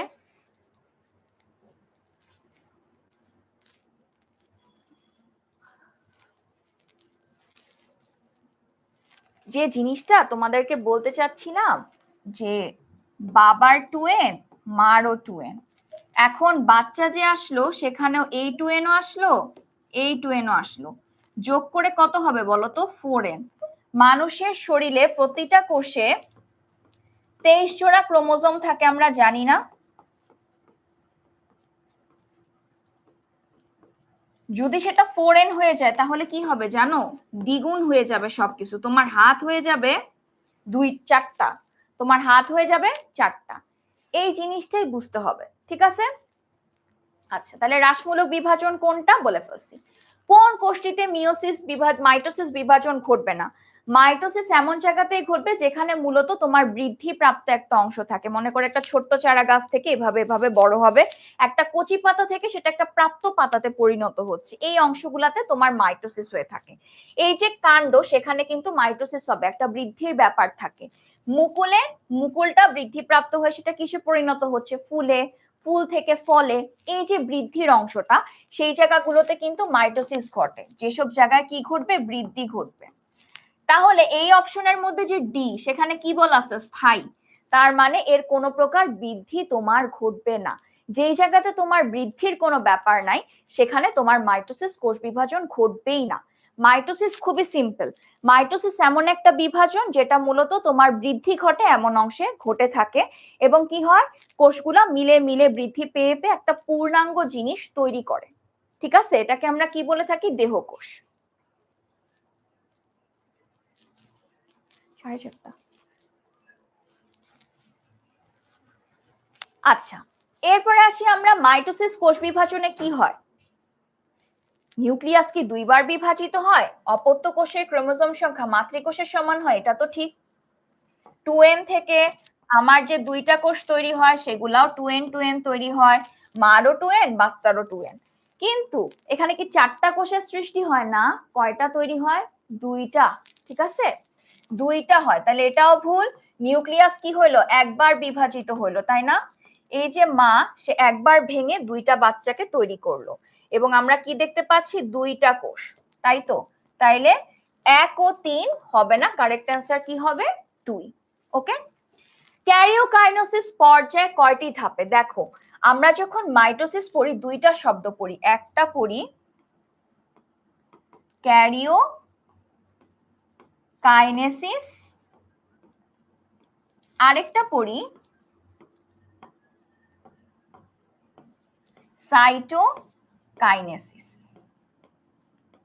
কাইনেসিস শব্দটার মানেই হচ্ছে বিভাজন বা ভাঙবে। এখানে ক্যারিও শব্দটা আসে তোমার নিউক্লিয়াস, ঠিক আছে?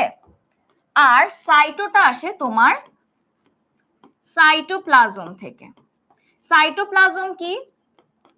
তুমি যদি একটা কোষের দিকে তাকাও, কোষের মাঝে তোমার থাকে নিউক্লিয়াস, কিন্তু এই যে চারপাশের যে অংশ সেগুলাকে আমরা কি বলি? সাইটোপ্লাজম। ঠিক আছে, তাহলে এই যে নিউক্লিয়াস বিভাজিত হয় 5টাই, তো অনেকে কারেক্ট অ্যান্সার দিয়েও ফেলছে, সেটা হবে 5টা। সেই 5টা কি কি? 5টা হচ্ছে prophase, prometaphase, metaphase, anaphase, telophase. ঠিক আছে, ওকে।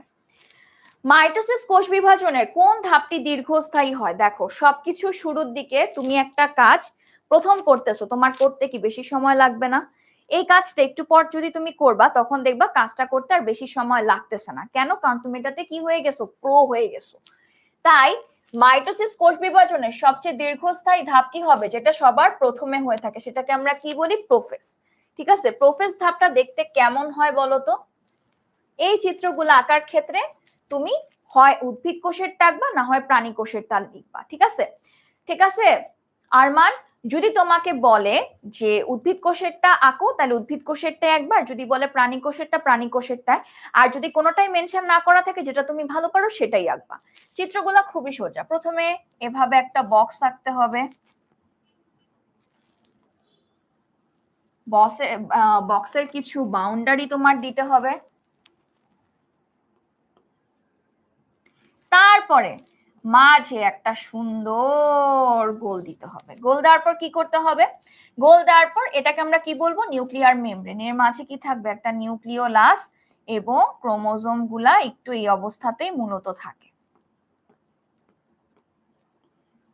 বাস হয়ে গেল প্রোফেজ ধাপ। ইজি না ছবিগুলা? ওকে। এবার আসি কোষ বিভাজনের কোন ধাপে নিউক্লিওলাস বিভক্ত হয়ে যায়।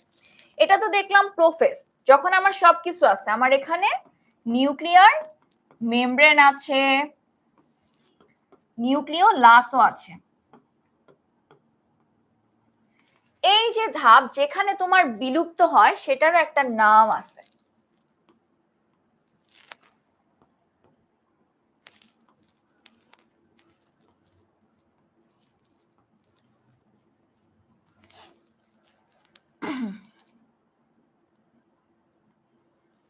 এই ধাপটাতে কিছু বিশেষ জিনিস চলে আসে, ঠিক আছে?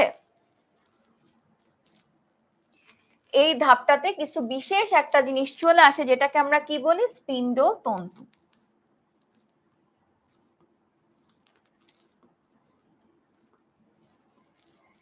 স্পিন্ডল তন্তুর এই অংশগুলাতে তোমার ক্রোমোজোমটা এইভাবে থাকে, তার সেন্ট্রোমিয়ার মানে তার গোলের অংশটা দিয়ে এভাবে যুক্ত থাকে এবং তার নিউক্লিয়ার মেমব্রেনটা আস্তে আস্তে চলে যেতে থাকে এবং একই সাথে তার নিউক্লিওলাসটাও কি হয়? চলে যেতে থাকে। এই ধাপটাকে আমরা কি বলি? এই ধাপটাকে আমরা বলে থাকি প্রোমেটাফেজ, ঠিক আছে? এই ধাপটাকে বলে থাকি প্রোমেটাফেজ। এই দেখো তোমার নিউক্লিয়ার মেমব্রেনটা কি হয়ে যাচ্ছে, আরেকটা কালি দিয়ে আপু দেখাই।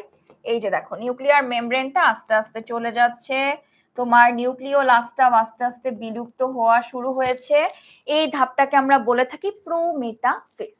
ওকে। অ্যাস্টার রশ্মি কি? অ্যাস্টার রশ্মি হচ্ছে তোমার প্রাণীকোষেরটা আমরা যখন আঁকি, প্রাণীকোষের এই অংশটাতে তোমার সেন্ট্রিওল নামক একটা অঙ্গাণু থাকে।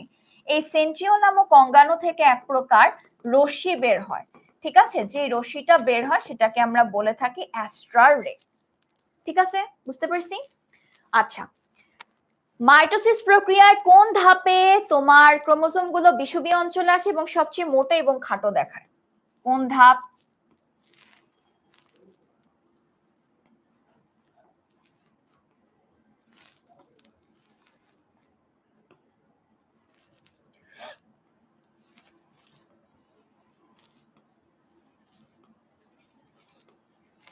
একটা ধাপ আছে যেখানে তোমার ক্রোমোজোম গুলা সবচেয়ে মোটা হয় এবং ক্রোমোজোম গুলাকে তুমি একদম এই যে মাঝ বরাবর দেখবা। বিষুবীয় অঞ্চল হচ্ছে এই যে মাঝ বরাবর যে অংশটা, এবং এই ধাপে ক্রোমোজোম গুলাকে সবচেয়ে মোটা এবং সবচেয়ে খাটো দেখে। এই ধাপটাকে আমরা কি বলি? এটাকে আমরা বলে থাকি মেটাফেজ। মাইটোসিসের কোন ধাপে বর্ণমালাগুলো ইংরেজি বর্ণমালার মতো হয়?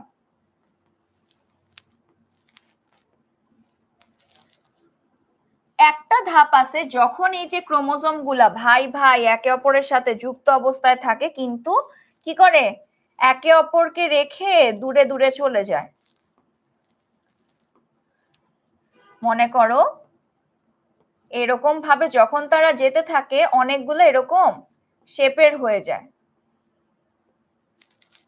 আবার বাকিগুলো এইভাবে ভি, কোনোটা আই, আবার কোনোটা এরকম জে শেপের হয়ে যায়। এই ধাপটাকে কি হয়? ক্রোমোজোম গুলো একে অপরের কি হয়? বিকর্ষণ শুরু হয়, একে অপরকে আর দেখতে পারে না, যে অনেকদিন ছিলাম একসাথে এখন ছেড়ে দূরে চলে যাব। এই ধাপটা দুইটা এই মেরু বরাবর, দুইটা এই মেরু বরাবর, এবং যাওয়ার সময় তাদের মধ্যে আমরা ইংরেজি বর্ণমালার ভি, এল, জে, আই দেখি। এই যে চারটা উপায় দেখি, এই ধাপটাকে আমরা কি বলে থাকি? অ্যানাফেজ ধাপ বলে থাকি, ঠিক আছে? ওকে। নিচের কোনটিতে মিওসিস ঘটে? অবশ্যই বলে ফেলছি জনন মাতৃকোষ, সেখানেই হয়ে থাকে। মিওসিস কোষ বিভাজন ঘটে পরাগধানী ও ডিম্বকে, একদমই না, নাকি একদমই হ্যাঁ? একদমই হ্যাঁ। শুক্রাশয় ও ডিম্বাশয়, হ্যাঁ। এই পরাগধানী এবং ডিম্বক কিসের? মূলত উদ্ভিদ। আর শুক্রাশয় এবং ডিম্বাশয় কি? প্রাণী বা মানুষের। রক্তকণি এবং স্নায়ুকোষ না, কারেক্ট অ্যান্সার কি হবে 1 ও 2। আচ্ছা, বংশবিদ্যার জনক কে? Gregor Johann Mendel. সে মটরশুটি গাছ নিয়ে একটা পরীক্ষা করছিল এবং দেখলো যে এদের মধ্যে কিছু বৈচিত্র্য লক্ষ্য করা যায়। ঠিক আছে, জিন তত্ত্বের জনক কে? সেটাও Gregor Johann Mendel. Nucleic acid কয় ধরনের? সেটা হচ্ছে 2 ধরনের, একটাকে আমরা বলে থাকি ডিএনএ, আরেকটাকে বলি আরএনএ। এই যে এই প্রশ্নটা খুবই গুরুত্বপূর্ণ, তোমার ভালো করে পড়তে হবে, ঠিক আছে? ওকে,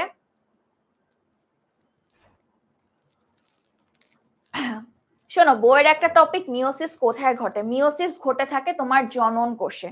এই জনন কোষ মানে কি? প্রজনন সম্পন্ন করবে, বাচ্চা কাচ্চা হওয়ার যে প্রক্রিয়া সেগুলার জন্য যে কোষগুলা প্রয়োজন হয় সেগুলাই ঘটে থাকে। প্রাণীর ক্ষেত্রে শুক্রাশয় ডিম্বাশয়, শুক্রাশয় থাকে ছেলেদের, ডিম্বাশয় থাকে মেয়েদের। উদ্ভিদের ক্ষেত্রে পরাগধানী হচ্ছে স্ত্রীস্তবক, মূলত মেয়ে অংশে থাকে।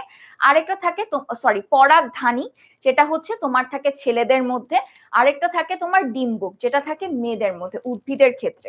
এবং এইভাবে এই যে অংশগুলাতেই তোমার মূলত মিওসিস প্রক্রিয়াটা সম্পূর্ণ হয়ে থাকে। ওকে, আচ্ছা, এই প্রশ্নটা খুবই গুরুত্বপূর্ণ। যখন তোমাকে বলবে টি, তখন মূলত তোমাকে বুঝানো হচ্ছে 46টি। ঠিক আছে, আর যদি তোমাকে বলে কত জোড়া, সেটা হচ্ছে 23 জোড়া। তাহলে 23 জোড়া মানে কি? 23 এর সাথে 2 গুণ করলে 46।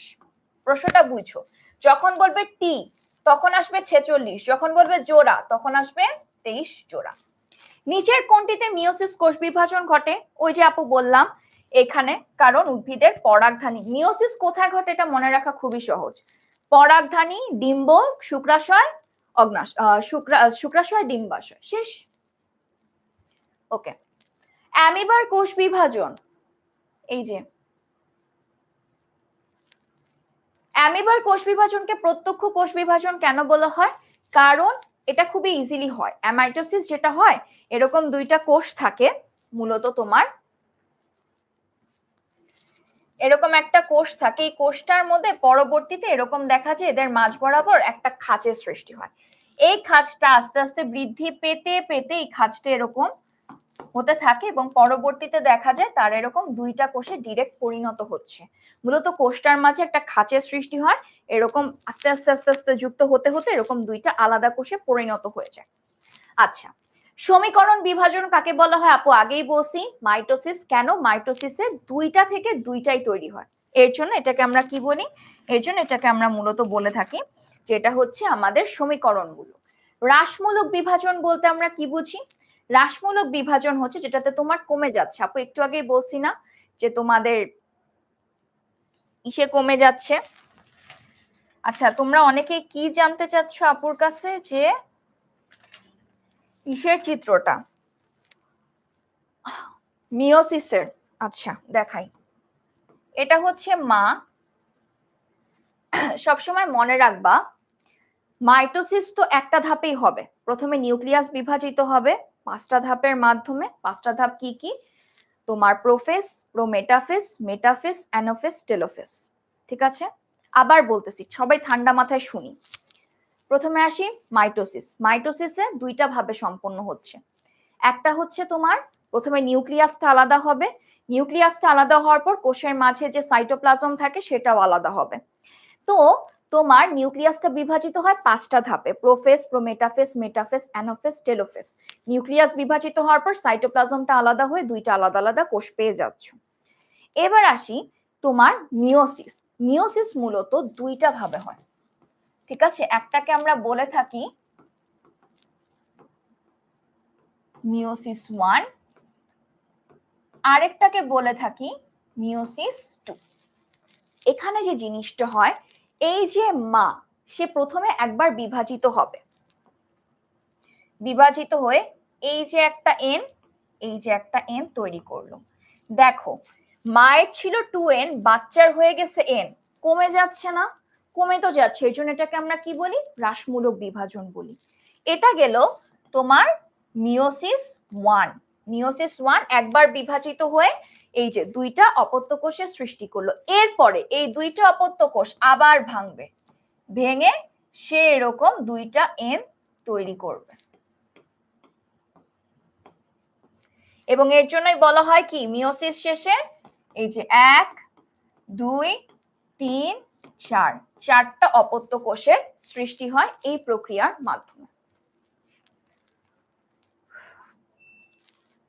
এই ছিল সেই ছবিটা, খুবই সিম্পল। মার কোষটা প্রথমে একবার বিভাজিত হয়ে দুইটা অপত্য কোষের সৃষ্টি করে, আবার এই দুইটা কোষ আবার ভেঙে যেয়ে তারা চারটা কোষ তৈরি করে।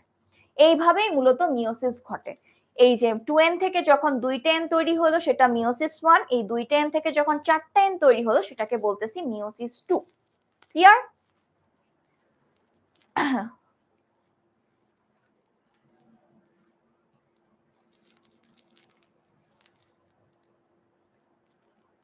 ওকে, ক্যারিওকাইনোসিস বলতে কি বুঝি? অবশ্যই নিউক্লিয়াসের যে বিভাজন সেটাকে আমরা ক্যারিওকাইনোসিস বলি। পাঁচটা যে ধাপ আছে, প্রথম প্রোফেজ, প্রোমেটাফেজ, অ্যানাফেজ, টেলোফেজ, এগুলাতেই মূলত কি ঘটে? এগুলাতেই তোমার মূলত ক্যারিওকাইনোসিসটা ঘটে থাকে। হ্যাপ্লয়েড বা ডিপ্লয়েড কি? এই যে এইটা খুব গুরুত্বপূর্ণ। যখন আমি দেখলাম এই যে মিওসিসের ক্ষেত্রে 2n থেকে এই যে একটা একটা যে তৈরি হয়, এগুলোকে আমরা বলে থাকি হ্যাপ্লয়েড, মানে একাশে একা। এই হ্যাপ্লয়েড গুলা যুক্ত হয়ে হয়ে যখন লাস্টের দিকে এই যে পুরা একটা বাচ্চা যখন তৈরি হয় 2n, সেটাকে আমরা কি বলি? সেটাকে আমরা বলে থাকি ডিপ্লয়েড। ডিপ্লয়েড কেন আসলো? ডুয়েল। ডুয়েল মানে কি? দুই। হ্যাপ্লয়েড ডিপ্লয়েড ভুলবো না। হ্যাপ্লয়েড মানে একা একা, এই একা একা যখন একসাথে যুক্ত হবে সেটাকে কি বলবো? ডিপ্লয়েড। ওকে, একা একা থাকলে হ্যাপ্লয়েড, একসাথে হইলে ডিপ্লয়েড। আচ্ছা, ডিএনএ আরএনএ এর পার্থক্য। এই যে ডিএনএ কি? Deoxyribo nucleic acid, full form গুলা ভালো করে পড়তে হবে। আরএনএ কি? Ribo nucleic acid. ডিএনএ বৈশিষ্ট্য নিয়ন্ত্রণকারী জিন বহন করে, আর যেসব জীবের ডিএনএ থাকে না নিচু স্তরের, তাদের আরএনএ থাকে। উদাহরণ কি? মানুষে অবশ্যই ডিএনএ থাকবে কারণ আমরা উন্নত, আর তাবাক গাছের মোজাইক ভাইরাসে ডিএনএ থাকে না, সেখানে কি থাকে? আরএনএ থাকে। ওকে, আচ্ছা, এরপর একটু সৃজনশীল প্রশ্নের দিকে তাকাই। প্রথমেই বলা হয়েছে সাইটোকাইনেসিস কি? অবশ্যই সাইটোপ্লাজমের বিভাজনকেই বলে থাকি সাইটোকাইনেসিস। ওকে ওকে, অবশ্যই জনন মাতৃকোষ আর মাতৃকোষ একই রত্না।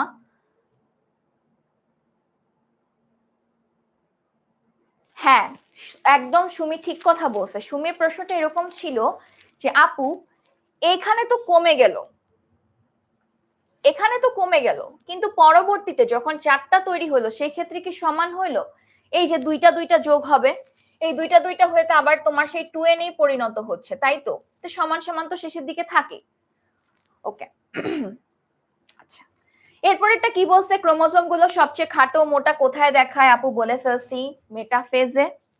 এক্স এর বংশবৃদ্ধি প্রক্রিয়া, এটা হচ্ছে কি? একটা ব্যাকটেরিয়া। ব্যাকটেরিয়া কোন প্রক্রিয়ার মাধ্যমে বংশবৃদ্ধি করে? সেটা হচ্ছে কি? অ্যামাইটোসিস। তারপরে কি বলছে? মানুষের ক্রোমোজোম সংখ্যা ধ্রুবতা বজায় রাখতে ওয়াই ও জেড একটি গুরুত্বপূর্ণ। দেহকোষে কোনটা ঘটে বলতো? দেহকোষ তো বৃদ্ধি পেয়ে পেয়ে বড় বড় অঙ্গ হয়, এখানে কি হয়? মাইটোসিস। আর এখানে কি? জনন কোষে কি হয়? মিওসিস। মাইটোসিস মিওসিস কোথায় হয় এটা বোঝার জন্য এটা সবচেয়ে গুরুত্বপূর্ণ উদাহরণ। তোমরা মাইটোসিস আর মিওসিস বুঝতে পারছো? মাইটোসিস ঘটে এমন অংশে যেখানে তোমার বৃদ্ধি পাবে। মাইটোসিসের মায়ের মধ্যে যা যা থাকে তার জাস্ট ফটোকপি হয় বাচ্চার মধ্যে। মায়ের যদি 2n থাকে বাচ্চারও 2nই থাকবে, এবং এর জন্য এটাকে আমরা কি বলি? সমীকরণ, মানে সমান সমান। এর দিকে তুমি যদি মিওসিসের দিকে তাকাও, মিওসিস হচ্ছে জনন কোষে, সেখানে কি হয়? মার যদি থাকে 2n, বাচ্চা কাচ্চার হয়ে যায় n। কেন বলতো? মিওসিস কি হয়? প্রজনন হয়। বাবার থেকে অর্ধেক আসে, মার থেকে অর্ধেক আসে। বাবার থেকে কি আসে বলতো? বাবার থেকে 2n এর মধ্যে থেকে n আসবে, মায়ের থেকে 2n এর মধ্যে থেকে n আসবে। এই n এবং n মিলে কি হবে? 2n।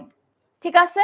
এবং এর জন্য কি হয়? প্রজাতির বৈশিষ্ট্য ঠিক থাকে। যদি এমন হয় বাবার 2n ও আসলো, মার 2n ও আসলো, দুই 2n 2n মিলে কত হবে? 4n।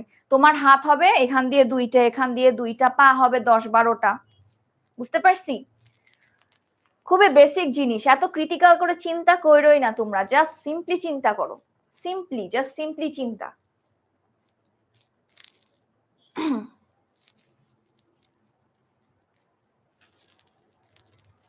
ওকে রিফাত, খুবই সিম্পল করে বুঝাই দিছি। আচ্ছা, এক্স হচ্ছে বাবা, এটা ব্যাকটেরিয়া। ব্যাকটেরিয়া হচ্ছে নিম্ন শ্রেণী, নিম্ন শ্রেণীতে কি হয়? অ্যামাইটোসিস হয়। ঠিক আছে, ওকে। এরপর আসি হচ্ছে তোমার এইখানে প্রক্রিয়াটা দেখো তো। এই যে দেখো, মাঠ থেকে বাচ্চা কাচ্চাতে অর্ধেক হয়ে গেছে, তার মানে কি এটা? বলো তোমরা আমাকে, পি আর কিউ বলো।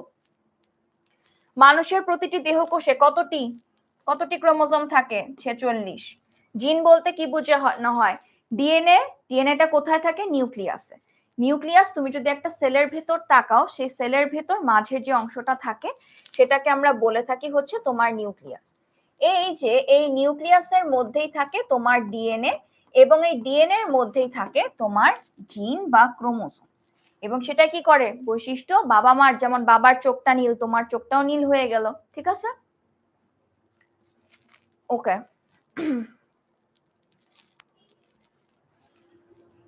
বলেন বলেন, পি আর কিউ কি? জলদি জলদি বললে জলদি ক্লাস শেষ।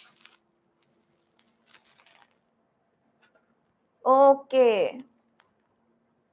সেরা আসপি বলে ফেলছে, ওর সব বুঝে গেছে। এই তো নাজমুল সবার আগে উত্তর দিছে, পি হচ্ছে মিওসিস। তার মানে ও জিনিসটা বুঝতে পারছে কি হচ্ছে, মায়ের থেকে মূলত অর্ধেক হয়ে যাচ্ছে।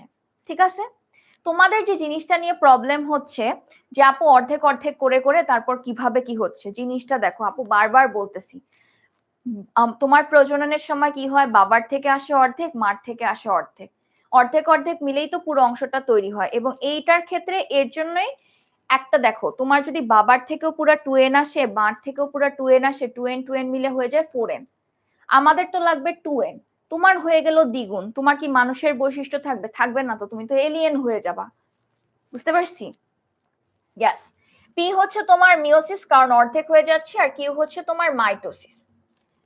তোমার সবসময় মনে রাখবা, তোমার যেমন মেয়েদের ক্ষেত্রে ডিম্বাশয়, ছেলেদের ক্ষেত্রে শুক্রাশয় তৈরি হওয়ার যে প্রক্রিয়াটা সেটা মিওসিস, কিন্তু এই সংখ্যাটা যখন বৃদ্ধি পাবে সেটা আবার অন্য একটা প্রক্রিয়ার মাধ্যমে হয়ে থাকে। ওকে, এরপরে উন্নত প্রাণীতে দুটির তুলনামূলক বিশ্লেষণ করো। অবশ্যই পিতে তোমার জননকোষ ঠিক থাকে, প্রজাতি রক্ষা পায়, এবং অনেক সময় কি হয় একটু আমাদের বৈচিত্র্য দেখা যায়। কিন্তু মাইটোসিসে কি হয়? সেম সেম থাকে, কোনো বৈচিত্র্য নাই, একদম ডুপ্লিকেট কপি, 10-12টা একই প্রাপ্তি আপু হয়ে যাবে। মাইটোসিসের মাধ্যমে যদি আমাদের প্রজনন ঘটতে, এমন হয়তো যে 10-12টা প্রাপ্তি আপু দেখতা। বুঝতে পারছি? বা এমনও প্রাপ্তি আপু দেখতা যে 7-8টা হাতওয়ালা প্রাপ্তি আপু।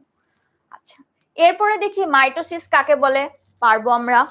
ক্যারিওকাইনোসিস, সাইটোকাইনেসিসের ব্যাখ্যা দাও। ক্যারিও মানে নিউক্লিয়াস, সাইটো মানে সাইটোপ্লাজম। উদ্দীপকে কোষ বিভাজনের যে পর্যায়টি দেখানো হয়েছে, দেখো ক্রোমোজোম গুলা কোথায় আছে? মাঝামাঝি। তাহলে এটা কি হবে? এটা অবশ্যই কি? মাইটোসিস। এরপরে কি? এরপর এটা কি বলছে? বিচিহ্নিত অংশটা। বিচিহ্নিত অংশটা বলতে কি বোঝানো হচ্ছে বলো তো? এটা কি? এটা কি মেটাফেজ ধাপ না? মেটাফেজ ধাপ। আর যে বি অংশটা সেটা কি? ক্রোমোজোম। ক্রোমোজোমের মধ্যে কি থাকে? ডিএনএ। ডিএনএ এর ভিতর কি থাকে? Sorry, DNA. ডিএনএ এর ভিতর কি থাকে? জিন থাকে। জিনটা কি করে? একজন থেকে আরেকজনে মূলত নিয়ে যায়। ইয়েস নাজমুল, এটা হচ্ছে মেটাফেজ ধাপ, কারণ ক্রোমোজোম গুলা মাঝামাঝি আছে। বিষুবীয় অঞ্চলে থাকে সবচেয়ে মোটা এবং সবচেয়ে খাটো হলে বুঝে নিব সেটা মেটাফেজ ধাপ। ওকে, এরপরে বিচিহ্নিত অংশটাও বলে ফেলছি। রাইসা স্বভাবের দিক দিয়ে তার বাবার মতো ধীর ও স্থির। রাইসার চাচা জলিল সাহেব বললেন বাবা মার কিছু কিছু বৈশিষ্ট্য সন্তান সন্ততি পেয়ে থাকে। মাইটোসিস কোথায় হয়? দেহের বর্ধিষ্ণু অঞ্চল। উদ্ভিদের ক্ষেত্রে কাণ্ড, মুকুল। মানুষের ক্ষেত্রে কি হয়? যে ছোট ছোট হাত পা যেসব জায়গায় হয়। ঠিক আছে, এরপরে আসি ইন্টারফেস ধাপ। ইন্টারফেস হচ্ছে প্রস্তুতিমূলক। তুমি যখন ব্যায়াম করতে যাও তার আগে একটু দৌড়াতে হয় না, একটু ওয়ার্ম আপ করতে হয় না? সেই ওয়ার্ম আপটাও তোমার কোষের ক্ষেত্রে হয়ে থাকে, এবং সেটাকে আমরা কি বলি? ইন্টারফেস। ইন্টারফেস মানেই হচ্ছে প্রস্তুতিমূলক।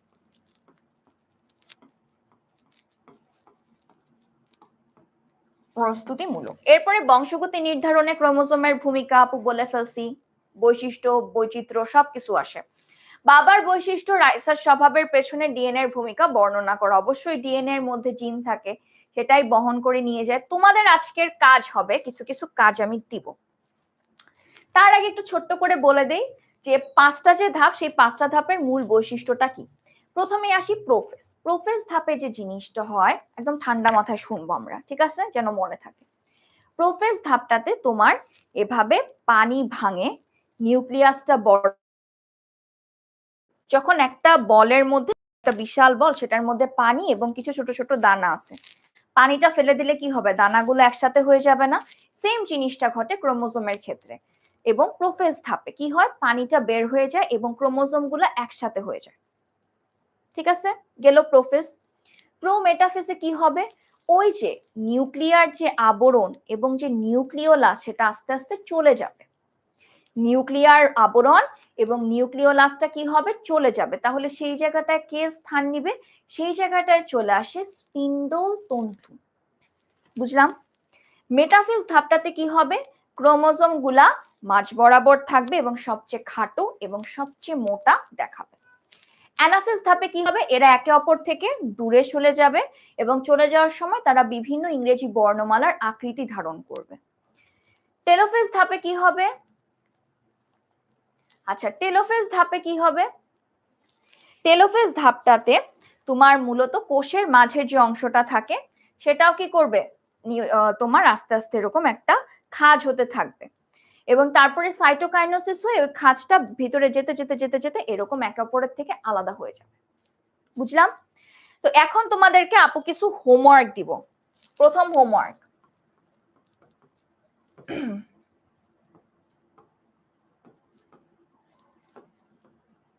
মাইটোসিসের 5টি ধাপ চিত্রসহ, এটা একটা। আরেকটা হচ্ছে কন্ড্রিকথিস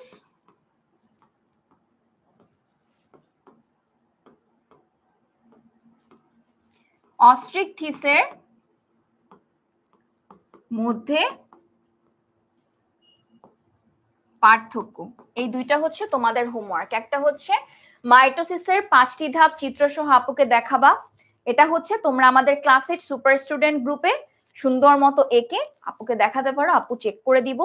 ঠিক আছে, এটা একটু সৃজনশীলের ঘ নাম্বার আকারে লিখবা।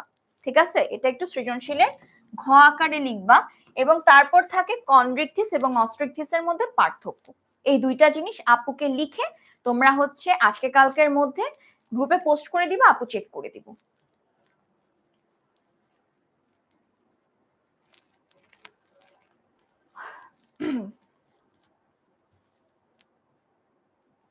সাকিনা সুমি, তোমার যেটা ভালো লাগে, এখানে কোন আপু নির্ধারণ করে দিচ্ছি না, যে কারো যদি উদ্ভিদ কোষ আঁকতে ভালো লাগে সে সেটা আঁকতে পারো, কারো যদি প্রাণী কোষ আঁকতে ভালো লাগে সে প্রাণী কোষ আঁকতে পারো, তোমাদের উপর। কিন্তু আপুকে এটা দেখাতে হবে, ঠিক আছে? তাইলে আপু চিত্রগুলার মধ্যে কারেকশন করে দিব, কারণ তোমাদের এই চ্যাপ্টার থেকে একটা না একটা প্রশ্ন আসবে মাইটোসিস মিওসিস থেকে। তো তোমরা চিত্রগুলা কিভাবে আঁকো আমি সেটা দেখবো। যদি দেখি যে তোমাদের মেজরিটি আঁকতে পারতেছো না, তাহলে আপু একটা ভিডিও দিয়ে দিব ইনশাল্লাহ, যে কিভাবে চিত্রগুলা কলম পেন্সিল মানে পেন্সিল রাবার দিয়ে ছটপটিকে ফেলা যায়। ঠিক আছে, ওকে। তো আজকের ক্লাসটা মূলত আমাদের এই পর্যন্তই ছিল। তো কেমন লাগলো ক্লাসটা আপুর সাথে করতে? আমার তো খুবই ভালো লাগলো ক্লাস 8 এর সাথে ক্লাস নিতে। তোমরা মাশাআল্লাহ অনেক অ্যাটেনটিভ, এভাবে পড়াশোনা করতে থাকো, ইনশাআল্লাহ অনেক ভালো হবে। আর যারা বৃত্তি পরীক্ষার প্রিপারেশন নিচ্ছ, একটু ঠান্ডা মাথায় প্রিপারেশনটা না আপু, আজকের ক্লাসে যেগুলো বলছে অনেক ইম্পর্টেন্ট, সেগুলো একটু মার্ক করে করে পড়তে থাকো, প্র্যাকটিস করতে থাকো। আর খাতার প্রেজেন্টেশনটা একটু সুন্দর করে করবা। আপু যেমন কিছু কিছু কথা বলছি যে পয়েন্ট করে লিখলে অনেক খুশি হয়, একটু নীল কলম দিয়ে লিখবা, একটু চিত্র আঁকার চেষ্টা করবা, দেখবা টিচার ওতেই কিন্তু অনেক অনেক ইমপ্রেস হয়ে যায়। তো সবার জন্য অনেক অনেক শুভকামনা। আর হোমওয়ার্কটা দিতে একদমই ভুলো না। সুস্থ থাকো, ভালো থাকো, ইনশাল্লাহ দেখা হবে নেক্সট ক্লাসে।